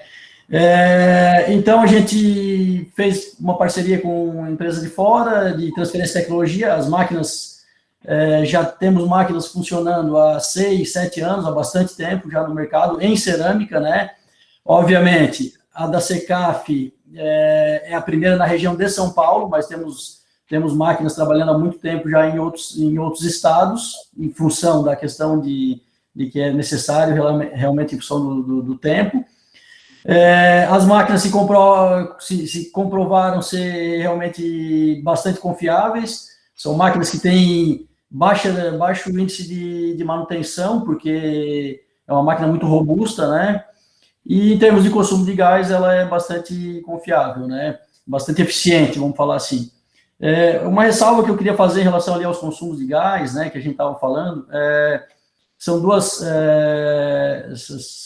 coisas importantes, né? Quando a gente fala de consumo esperado ali de 900 quilocalorias por quilo de água evaporada, a gente sempre fala em consumo em regime permanente, né? Quando a máquina trabalhando estável, né, ela vai atingir aquele consumo. E em períodos de teste, que foi o caso que a gente fez, a máquina a gente aumentava a produção, diminuía, ligava, desligava, tinha muitas variáveis do processo, né? E isso já é um fato que acaba aumentando um pouco o consumo de gás. O pessoal da Secaf acredito que estão presentes, né? E até fazer um agradecimento especial a eles, porque eles que optaram pela tecnologia da Cardal, por já conhecer, porque eles já têm o secador da Cardal também, né, em uma unidade deles em Aracaju. E então esses dados, né, que a gente fala, esses consumos são comprovados em outras unidades, e inclusive em outras unidades já com a recuperação de calor, né, que como bem comentasse, né, Fábio, é muito importante. Quando a gente fala de consumo, que é uma coisa que a gente trabalha bastante, né, e a Cardal uma das especialidades dela, né, é a parte de recuperação de calor, energia térmica. Existe todo um contexto que não dá para dizer que é uma regra igual para todo mundo, desde a parte da secagem mesmo, porque existem muitas variáveis, né, a gente sabe que as unidades elas variam muito, e às vezes parece difícil entender, mas um ponto percentual de variação que tem na umidade de entrada pode aumentar demais o consumo, né? A gente fala de secadores de 40, 60, 80 toneladas por hora, são produções muito altas. 1% a mais de umidade faz muita diferença. Então, o que a gente sempre tem falado bastante para os clientes, né? Tem que ser pensado, o sistema de secagem tem que ser pensado num todo, né? Desde a parte logística, como que vai ser feito para poder economizar também na parte de transporte, de mistura, né? De máquinas para misturar as argilas, fazer um bom processo, quanto também de tentar extrair argila na menor umidade possível, né? A gente sabe que em períodos mais secos se consegue argilas aí com umidade média de 10%, 11%, 12% máximo. E tudo que a gente conseguir já extrair, já separar essa argila, já estocar num barracão, né, protegida, a gente vai depois, obviamente, ter um consumo de gás bem menor, né? A questão do tamanho, né, que ali com certeza faz muita diferença em relação entre as tecnologias do moinho e do secador. A granulometria, quanto menor a granulometria de entrada, a gente tem uma área de troca muito maior, né? Então consegue ter uma eficiência de secagem muito maior, né? Então, assim, esses são alguns pontos. A gente entende que é uma máquina que o nosso ponto principal, assim, que a Cardal sempre bate muito, é que a máquina ela traz um ganho para o cliente, para a cerâmica, em termos de estabilidade de processo, de garantia de processo, né?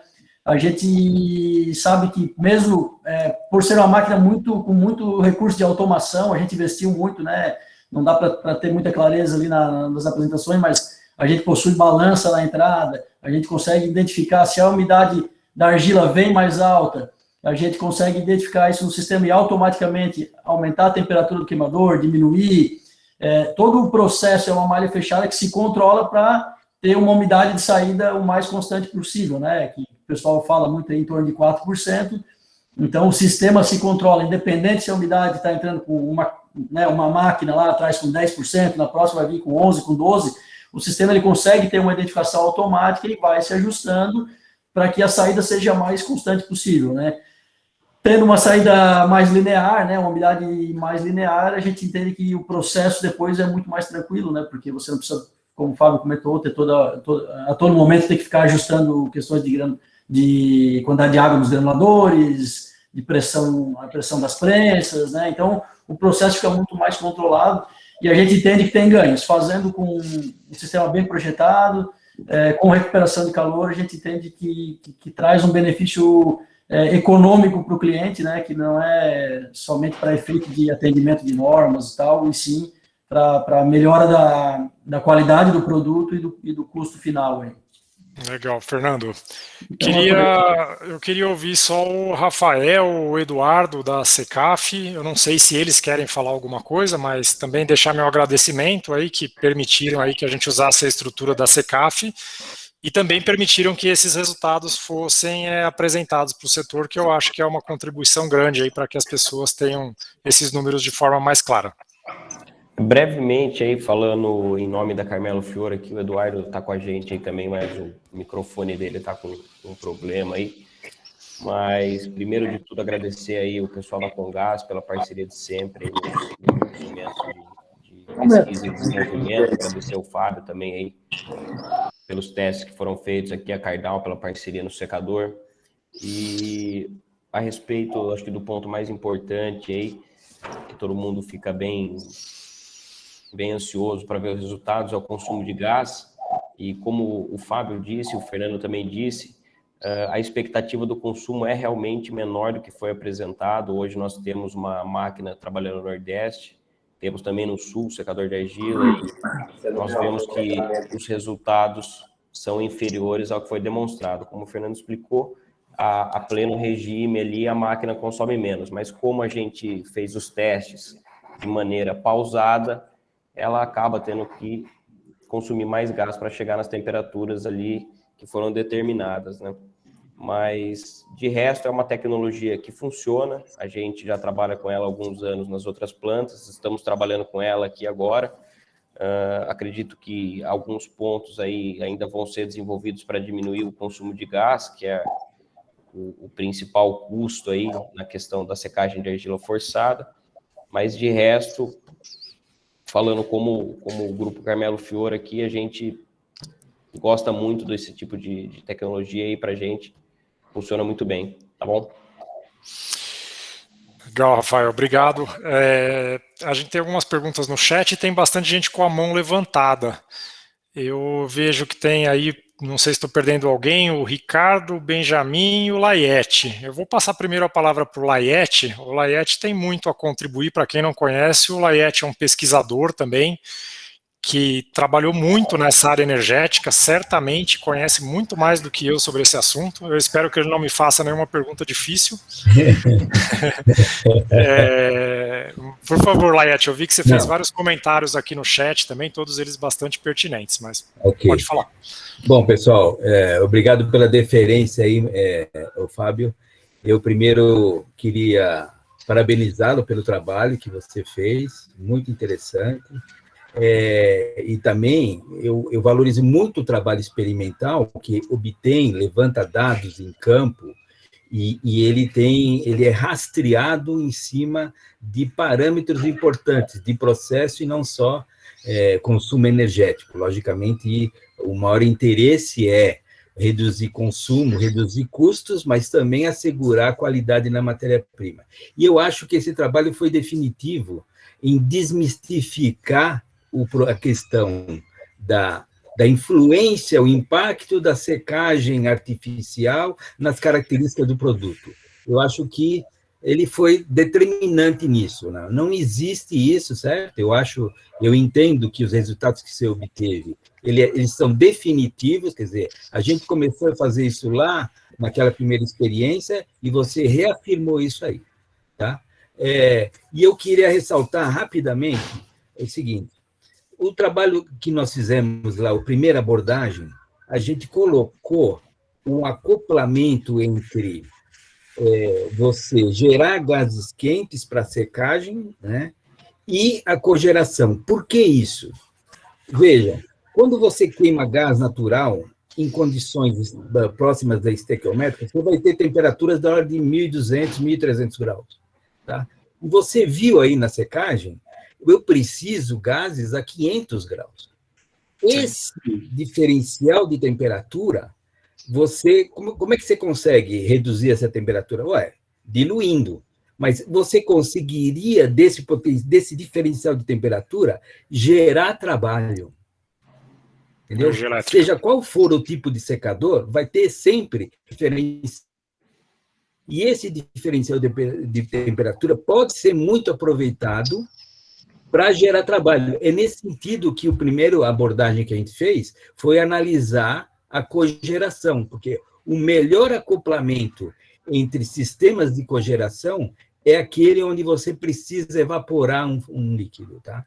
Então, a secagem acoplada com um sistema de cogeração, quer dizer, você pega os gases exaustos de uma turbina ou de um motor de combustão interna, você já aproveitou bem o gás até aquele limite de temperatura, produziu o trabalho, e depois você vai pegar aquela temperatura e usar ela para evaporar a água. Então, esse acoplamento ele é mais eficiente do que até num ciclo de geração de potência.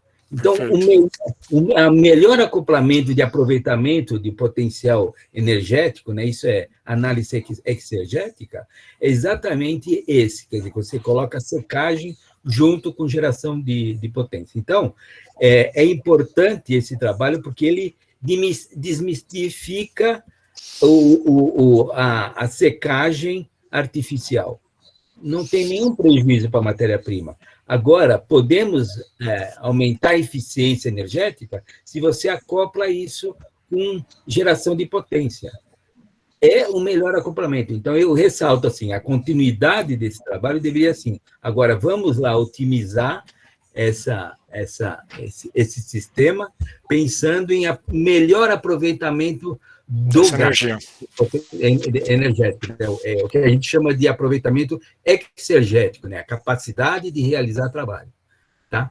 Eu não quero me alongar muito, eu queria só parabenizar pelo excelente trabalho que você fez, Fábio. Obrigado, Laiete. Essas considerações sobre a cogeração aí, sem dúvida, são muito pertinentes. A gente conversa bastante com o pessoal da Congás também, eu sei que você sabe disso, né? O Hudson é bastante envolvido nesse assunto também, e a gente espera um dia poder participar de algum projeto dessa natureza em alguma empresa do setor. Pela ordem, eu vou pedir para o Ricardo, acho que ele levantou a mão antes do Benjamin. Ricardo, por favor.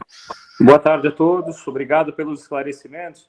A fim de contemplar e completar esse estudo, eu gostaria de saber qual é a ordem de grandeza desse investimento e qual é a vida útil estimada desse equipamento. Aí vai direto para o Fernando. Não sei se você tem esses dados, Fernando. O equipamento ele é muito feito sobre medida, né, pela necessidade do cliente. A gente máquina... Nesse caso desse equipamento de 45 toneladas hora, né, que a gente já tem o custo da operação, no sentido de entender a amortização dele, né? Em quanto tempo isso daria e qual seria o valor disso, né? Na faixa de mais ou menos 4 milhões de reais, mas tem uma variação muito grande dependendo do layout, né? Às vezes tem um caixão alimentador um pouco maior, menor, mais correias, tem uma série de coisas, se o secador é 2 passagens, 3 passagens, mais ou menos isso. E a vida útil desse equipamento? A vida útil o tambor, ele possui peças que desgastam, assim, de certa forma, as pás internas e tal. Existe um certo desgaste, mas tirando essa parte do tambor, o equipamento ele dura uma vida toda, né? O tambor, eventualmente, você tem que trocar as pás ou fazer algum tipo de conserto, vamos falar assim, aproximadamente 10 anos, mais ou menos, um pouco menos, depende do caso do uso, da abrasividade da argila, né? A gente sabe que tem uma diferença muito grande, sim, isso é experiência prática nossa das argilas mais abrasivas e menos abrasivas, né? E no Nordeste tem alguns casos que são muito abrasivas, isso aí influencia bastante na vida útil das pás de transporte, que a gente fala, né? Que é a pá que faz o material ser transportado. E do que eu conheço de argila, Fernando, se eu puder adicionar uma informação no que você fala, minha expectativa é que a argila aqui do interior de São Paulo ela é mais abrasiva do que a argila do Nordeste. Depende do caso. A gente tem a experiência aí da própria Secaf, né, que tem o secador lá em Aracaju e tem esse aqui, mas talvez o Eduardo e o Rafael possam até contribuir, mas eu já ouvi muitas vezes o pessoal falar que a deles especificamente lá é bem mais abrasiva lá no Nordeste. Ok, minha expectativa seria o contrário. Pelo meu conhecimento de argila, aí talvez penso mais ao contrário. Essa estimativa de vida útil é esse equipamento trabalhando 24/7, é isso? Sim. A gente considera que essa máquina, o ideal é que ela trabalhe o máximo possível, porque como eu estava comentando em relação ao consumo de gás, a gente atinge a melhor performance com ela trabalhando em regime contínuo, né? Porque cada vez que você liga e desliga, você tem todo um gasto de gás, né, para aquecer toda aquela estrutura, né, que de certa forma ele é um gás desperdiçado, né? E principalmente a gente entende, né, aqui não é o caso, ainda não está instalado, mas está em processo, eu acredito, em breve terá uma recuperação de calor aqui nesse secador que a gente falou, porque os fornos trabalham 24 horas, então quando você tem o calor disponível que está sendo jogado para fora, né, é uma energia gratuita de certa forma, né, o ideal é que você trabalhe o maior tempo possível para aproveitar essa energia que está sendo desperdiçada pelos fornos, né. Então, o ideal é isso. Aí, claro que tudo depende também de uma questão de como é montado todo o sistema, como que você vai estocar esse material que sai. Tem gente que estoca em silos o material que sai do secador, aí você teria que ter uma capacidade grande, tem gente que estoca no próprio barracão, e aí depende muito da condição de cada cliente, né?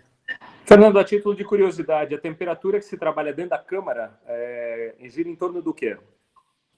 Da câmara de combustão, nós falamos ali de 500 graus, mais ou menos, mas dentro do tambor é em torno de 150 graus.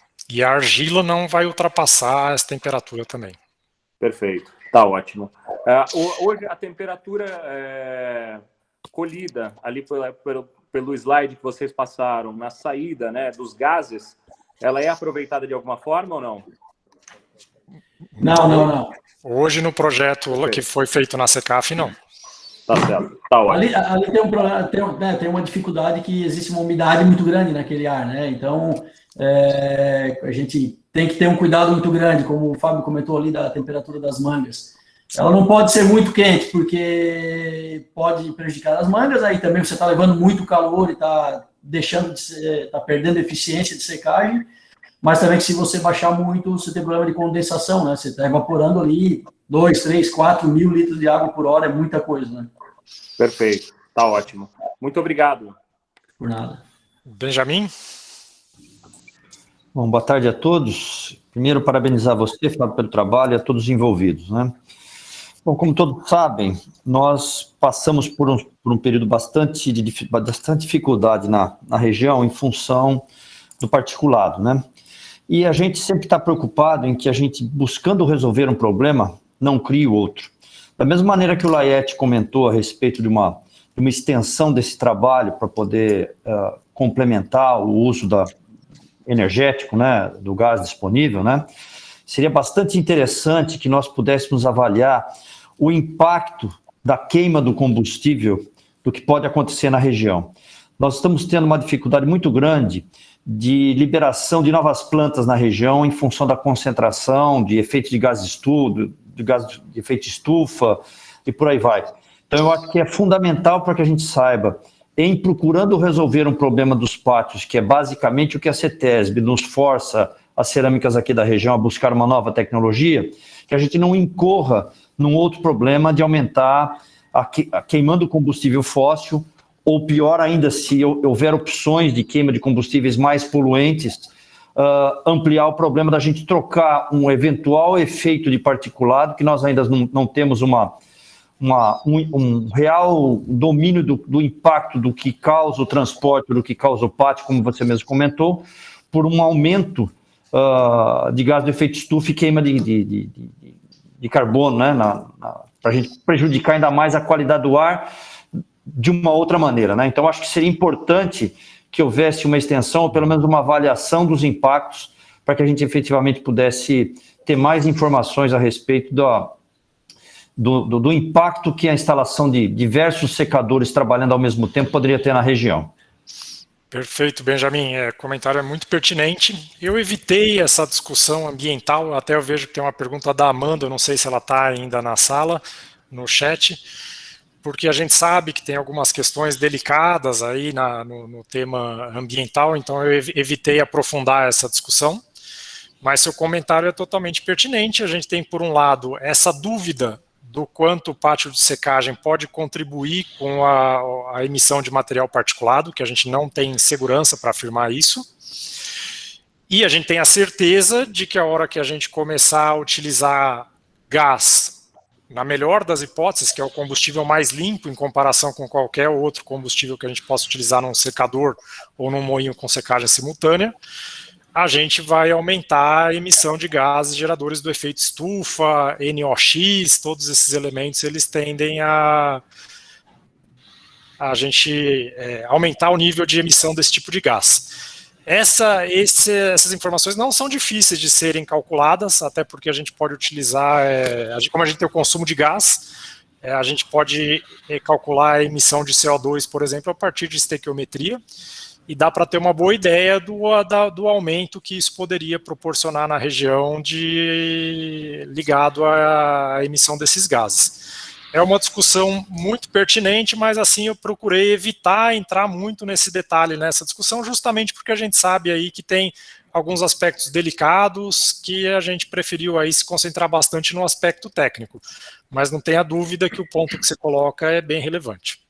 E pode ser feito, pode ser calculado e apresentado para quem tiver interesse nesse tipo de informação. Obrigado. Imagina. Tem o Hudson com a mão levantada e acho que o Masson levantou também, né? Vamos deixar o Masson falar primeiro, Hudson, que ele não falou ainda, você já teve um espaço. Oi, pessoal. Boa tarde ou boa noite já, né? Bom, primeiramente, parabenizar, né, o Fábio, como sempre, aí, um trabalho bastante detalhado, bem interessante, e a minha contribuição é só um pouco no sentido do que já vinha sendo discutido. Na verdade, há 20 anos atrás, a gente fez um teste de secador, né, mais ou menos parecido com o que você fez, claro, bem mais simples, né, e a primeira conclusão que a gente chegou lá atrás, há 20 anos, era justamente isso, esse negócio de que perde plasticidade e tal, isso é bobagem, é só uma questão de operar direito o secador, né? Não adianta você querer colocar uma temperatura absurda lá, né? Bom, enfim, mas não era nem isso que eu ia falar, só para dizer que a gente já mexeu com isso há muito tempo atrás. Mas a questão que eu ia colocar é justamente abrir esse leque, né? Para além apenas da questão técnica, isso para mim já é, assim, ponto pacífico, né? Não tem... o porquê não achar que seria melhor o secador tecnicamente, inclusive porque você aumenta a estabilidade dos parâmetros na produção, né, você entra com uma umidade muito mais controlada, né, mas nessa questão específica, né, da emissão que foi levantado aqui pelo senhor Benjamin, né, falando assim, obviamente sem fazer uma análise, sem ter feito uma análise, mas aparentemente vai diminuir a emissão. Porque, primeiro, tem a questão dos particulados que o pátio emite. A gente não tem uma medida disso, mas emite. É só ir olhar um pátio trabalhando que a gente sabe que emite particulado na atmosfera, né? Isso sai, a gente vê visualmente e é possível medir. Tanto que a CETESB está já em cima disso. Mais cedo ou mais tarde, a CETESB vai falar, olha, não pode mais pátio, aí se faz o quê? Né? A tecnologia já existe, né? Não se pode alegar que ela não exista. O que acontece? A argila no pátio não anda sozinha. Você trabalha com equipamentos movidos a diesel. que o diesel é mais poluente do que o gás, né? Então, se alguém fizer esse cálculo, é muito provável que vai se chegar a uma emissão menor de gases de efeito estufa, porque o gás natural é menos impactante do que o diesel.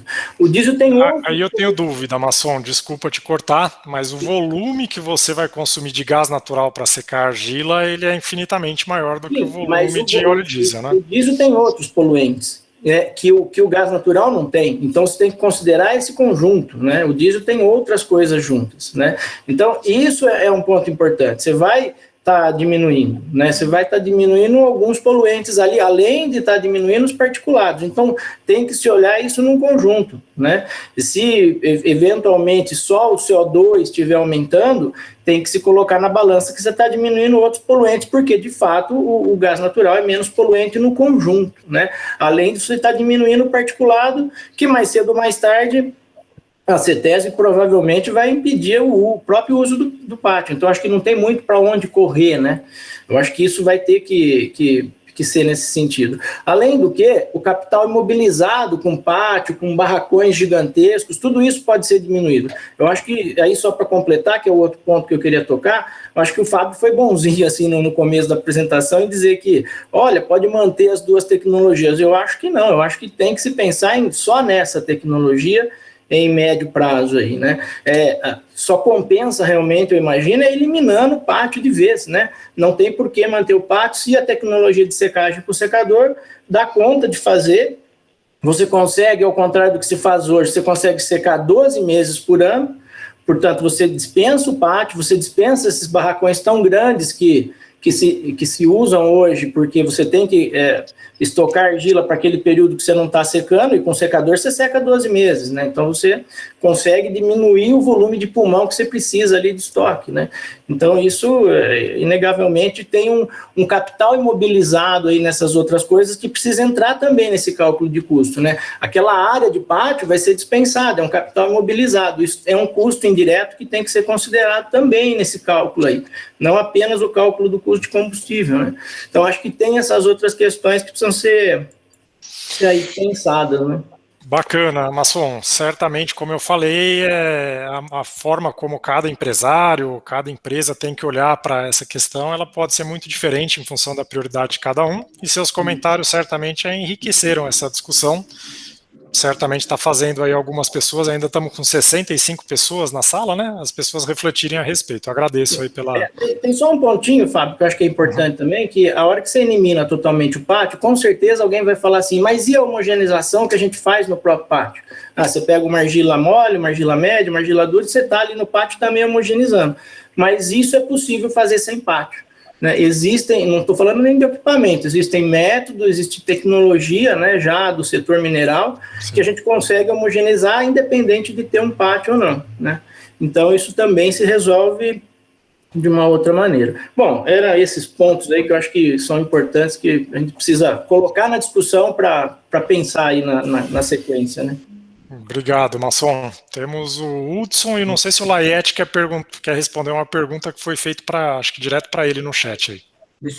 Fábio, deixa eu só rapidamente falar, né? Quando o Laiete fala da cogeração, nós temos uma empresa aí na região que ela já está fazendo orçamentos lá para ver qual que é a melhor tecnologia, se com motores, CHP, microturbinas. Ele já está recebendo os orçamentos e agora precisa botar na ponta do lápis aí para ver a viabilidade disso, mas não só ele, né, esse aí que está mais adiantado, mas pelo menos 2 empresas na região, eles já estão assim, não estão pensando mais, já estão realmente buscando ver a viabilidade da cogeração parcial, no caso, né, na cerâmica de via seca, né, que era parcial, mas já estão bem avançados aí nos estudos. Então, logo, aí eu digo logo, né, vai depender muito do estudo de viabilidade econômica, pode ser que no futuro bem próximo aí a gente já possa ter uma empresa já com esse perfil dentro do setor cerâmico. Eu posso falar? Sim, vamos lá, Laiete. Então, é o seguinte, aproveitando um pouco, eu acho que os trabalhos que a gente fez lá na época, aquela avaliação, que era uma avaliação teórica de sistemas de cogeração, ele tinha uma dúvida que era o problema do secador, do impacto do processo na matéria-prima. Eu acho que, com esse trabalho aqui, você já resolveu isso. E o próximo passo é acoplar os dois trabalhos. É dizer o seguinte, vamos imaginar que pudesse pegar alguém que tem essa disposição, essa iniciativa, e ir lá juntar as duas coisas. Quer dizer, vamos imaginar um sistema de cogeração com o melhor secador, aproveitando o trabalho, esse resultado desse trabalho, e acoplar isso num projeto de demonstração, essa é a minha proposta, tá? E aí a gente demonstra, porque isso é geração distribuída, quer dizer, você pega um combustível e faz uma geração de energia local, você consome essa energia, você não precisa colocar ela na rede, eventualmente, tá? Assim como operam as grandes petroquímicas e vários outros setores industriais. Existem geração própria. Eles compram só parte da energia elétrica da rede, eles geram internamente a partir de um subproduto ou de um combustível residual. Então, é nesse mesmo sentido que eu acho. Assim, você tem um recurso energético e você tem que aproveitar ele ao máximo. Então, o próximo passo, eu sugiro para a Comgás, é que a gente discuta uma forma de a gente acoplar as duas coisas, pegar o gás, fazer cogeração, ou numa turbina, ou num motor de combustão interna, acoplar num secador, e aí a gente faz uma demonstração de um conjunto, aí você faz uma análise energética num volume de controle mais amplo ainda, e isso vai ficar evidente que o ganho energético é importante, até porque as tarifas de energia elétrica estão subindo, a perspectiva é aumentar mais ainda. Tá? Perfeito, Laerte. Fica a sugestão para a Comgás, para os empresários que estão participando da reunião, aí para pensar, refletir nessas questões, porque eu também considero, o exemplo de você, essa possibilidade como uma possibilidade bastante interessante. Eu não sei se tem mais alguém aí que estava com a mão levantada. Amanda? Levantei a mão. Bem, gente. Na verdade, eu queria só complementar meu comentário, Fábio. Você sabe que eu atuo na área da sustentabilidade e venho assessorando a Anfacer, na iniciativa Anfacer Mais Sustentável, e estou incorporando esses assuntos dentro do CCB, né? Essa parte de emissões, eu acho que a gente precisa fazer um panorama, um cenário, porque a gente está em uma situação mercadológica e mundial, onde a gente está desdobrando os acordos mundiais em reduções de emissões de carbono. No cenário nosso histórico do setor, é um crescimento das emissões, até por conta do crescimento do metro quadrado. Então, a gente tem duas coisas. Uma é a demanda de mercado, que hoje você pega já, o governo já está exigindo o cálculo de emissão de edificação. Então, já está se falando em toneladas de carbono equivalente por metro quadrado de área de cobertura, seja qual for o revestimento. Então, esse impacto é interessante a gente olhar. E, por outro lado, já foi aprovado, né, o mercado de crédito de carbono. Então, a indústria que não conseguir reduzir vai ter que pagar pelo carbono emitido. Isso tem que entrar no cálculo do investimento de uma secagem rotativa, por exemplo. Eu vou aumentar quanto? Amanhã ou depois do cenário é eu pagar por essa redução, já que eu não consigo reduzir na minha planta.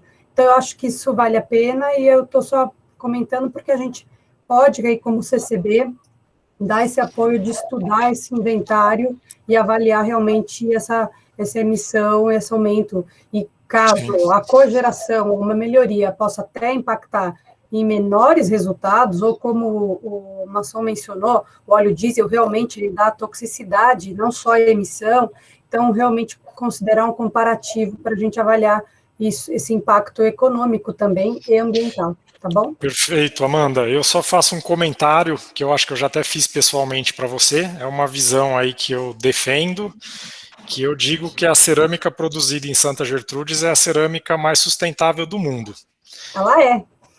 A gente publicou na nossa avaliação de ciclo de vida, é a rota mais sustentável de menor emissão de carbono. E não é só a rota, né? É o conjunto da obra, porque ninguém que eu saiba faz produtos de espessura tão fina, que, consequentemente, consome menos recurso, não só argila como gás para ser queimado, Ninguém traz argila de tão perto. Em Santa Gertrudes, você falar para alguém, olha, tem uma jazida ali, parece interessante, mas está a 20 quilômetros de distância da fábrica. É longe. Perto do que existe, do que se fabrica pelo mundo, isso assim é uma coisa fora da realidade. 200 quilômetros aí é uma coisa totalmente normal, estamos falando de uma ordem de grandeza, de diferença.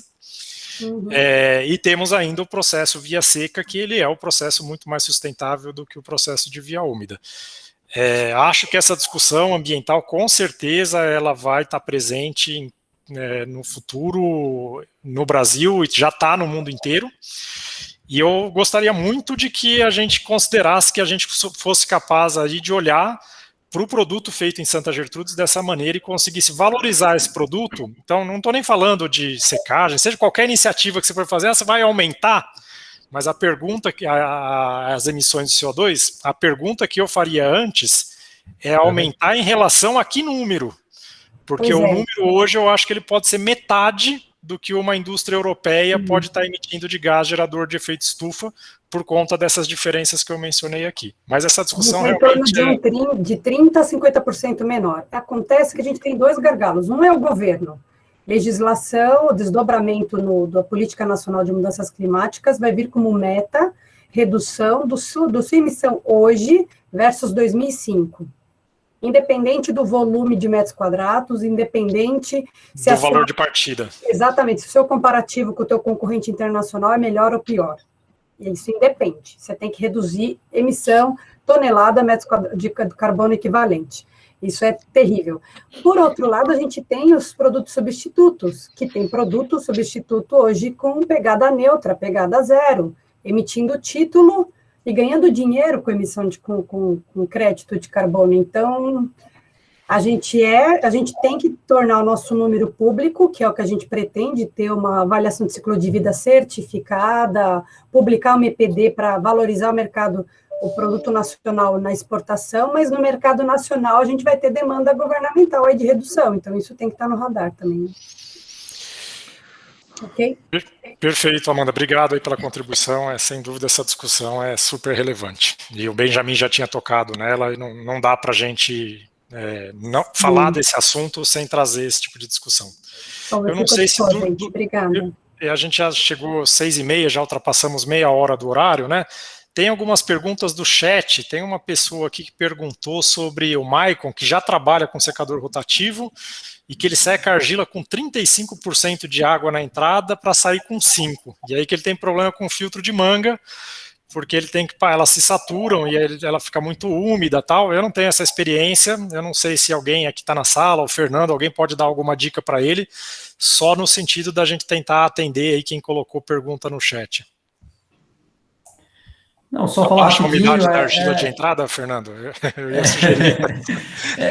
As máquinas, elas são dimensionadas de acordo com a necessidade do cliente, né? Nesse caso aqui, o nosso caso bem específico, esse caso da Secaf, ela foi feita para 12 de entrada e 4 de saída. Obviamente, você pode entrar com um pouco mais, né? Vai ter um pouco mais de consumo. Se aumentar até um limite superior, você começa a perder produtividade, porque a máquina não foi dimensionada para aquilo. Então, é tranquilo, existem máquinas que secam umidades muito, muito maiores de entrada, como ele comentou, só que para dizer o que está acontecendo, né, com certeza está condensando, né, o volume de água é muito grande, está condensando por algum problema de projeto e onde as mangas estão entupindo ali, mas não tem como a gente fazer uma avaliação, né, sem conhecer todo o projeto, né, sem ter uma série de detalhes técnicos que é difícil falar, mas... Realmente a máquina, ela não só a Cardal, obviamente qualquer fabricante pode dimensionar sob medida, né, para aquilo que o cliente precisa, né.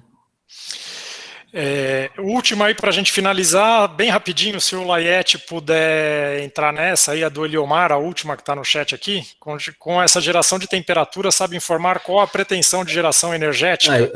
Bom, eu estava tentando responder aqui via chat mesmo, mas é o seguinte, eu não tenho esses números de cabeça agora, mas aquele trabalho que foi feito também sobre patrocínio do programa PID da Comgás, lá tem alguns números referenciais de qual é a geração que é possível ter de energia elétrica e e para essas temperaturas que são utilizadas nos secadores. Lá tem alguns números referenciais. Lá foi analisado um sistema de cogeração com motor de combustão interna e outro com turbina a gás.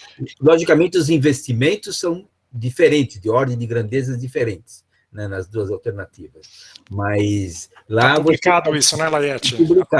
Está publicado na revista Cerâmica Industrial e também lá naquele congresso lá na Espanha, tá?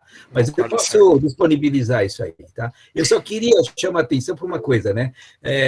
Quando a gente fala de reduzir emissões de CO2, né, ou emissões de combustíveis fósseis, a hora que eu faço a secagem, tá claro isso, né? A hora que eu faço a secagem artificial no secador, eu vou eliminar o consumo de óleo diesel dos tratores, dos caminhões que fazem aquela... E aquilo lá, as emissões em motor de combustão interna, elas são muito mais agressivas ambientalmente do que uma queima num queimador de um secador, entendeu? Você tem foi o que o Masson colocou, embora os volumes sejam bem diferentes, né, Laiete? Muito diferente. Material particulado é muito maior, algumas vezes maior. A eficiência dos motores de combustão interna são muito mais baixos. Então, a gente tem que olhar um volume de controle mais amplo quando analisar essas alternativas para o setor. Eu gasto óleo diesel hoje para transporte, para movimentação da carga, e eu vou estar trocando um óleo diesel por gás natural. Mais limpo. Muito mais limpo. Só por aí é mais limpo. Entendeu? Então, acho que a gente tem que olhar um volume de controle mais amplo para fazer uma análise mais criteriosa do ponto de vista da emissão. Obrigado, Laiete. Sua participação aí enriqueceu bastante a discussão. O Hudson quer finalizar alguma coisa? O Hudson está com a mão levantada ou é da... Não, só para uma pergunta que o Eliomar fez, né? Eu tenho um estudo recente, não é para o segmento, mas seria um modelo muito parecido para o segmento, no caso de um motor como um secador como o da Secaf, 45 toneladas por hora. Mais ou menos, aí vai dar uma cogeração entre 1,4 e 2 megawatts, e o custo aí aproximado de um projeto de um motor de 1,4 mega, nesse caso, em particular, é da GE, é por volta de 7 milhões de reais. Feito, Hudson. Obrigado aí, acho que esclarece a dúvida do Eliomar. Gente, eu não sei se eu deixei alguém sem resposta, mas a gente já passou aí bastante tempo aí do tempo programado. Eu queria mais uma vez aí agradecer a presença de todo mundo, muita gente aí, estamos ainda com 50 pessoas, aí 56 pessoas na sala já no horário avançado. Eu sei que essa palestra ela toca em alguns temas sensíveis aí na região, com questões ambientais, aumento de custo, aumento de consumo de gás, que são os temas delicados, mas a gente procurou tratar isso de uma forma bastante séria e isenta, e eu acho que conseguimos fazer aqui uma discussão de bom nível, que na minha visão é produtiva para o setor cerâmico, e espero que a gente consiga, a maioria do pessoal que esteja aqui também tenha entendido da mesma maneira. Então, mais uma vez, aí em nome do CRC, aí como que fez a apresentação do trabalho, eu agradeço de verdade a presença de todos. Esse material a gente vai ver a melhor forma, ou a gente vai enviar por e-mail, ou a gente vai disponibilizar no nosso site, mas fica também à disposição do setor, são dados aí que é parte do projeto que eles sejam divulgados e que as pessoas tenham acesso a eles. E eu termino minha participação aqui agradecendo aí de coração a participação de todo mundo e me coloco sempre à disposição aí, o que a gente faz, a gente tem feito ao longo desses anos aí, é sempre no espírito de tentar contribuir com o setor cerâmico. Já são 25 anos aí que a gente se dedica a isso e a gente espera seguir bastante tempo fazendo da mesma maneira.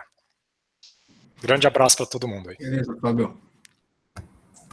Valeu, pessoal. Obrigado, até mais. Obrigado, pessoal. Boa semana. Valeu, tchau, tchau. Ok, tchau, tchau. Até a próxima.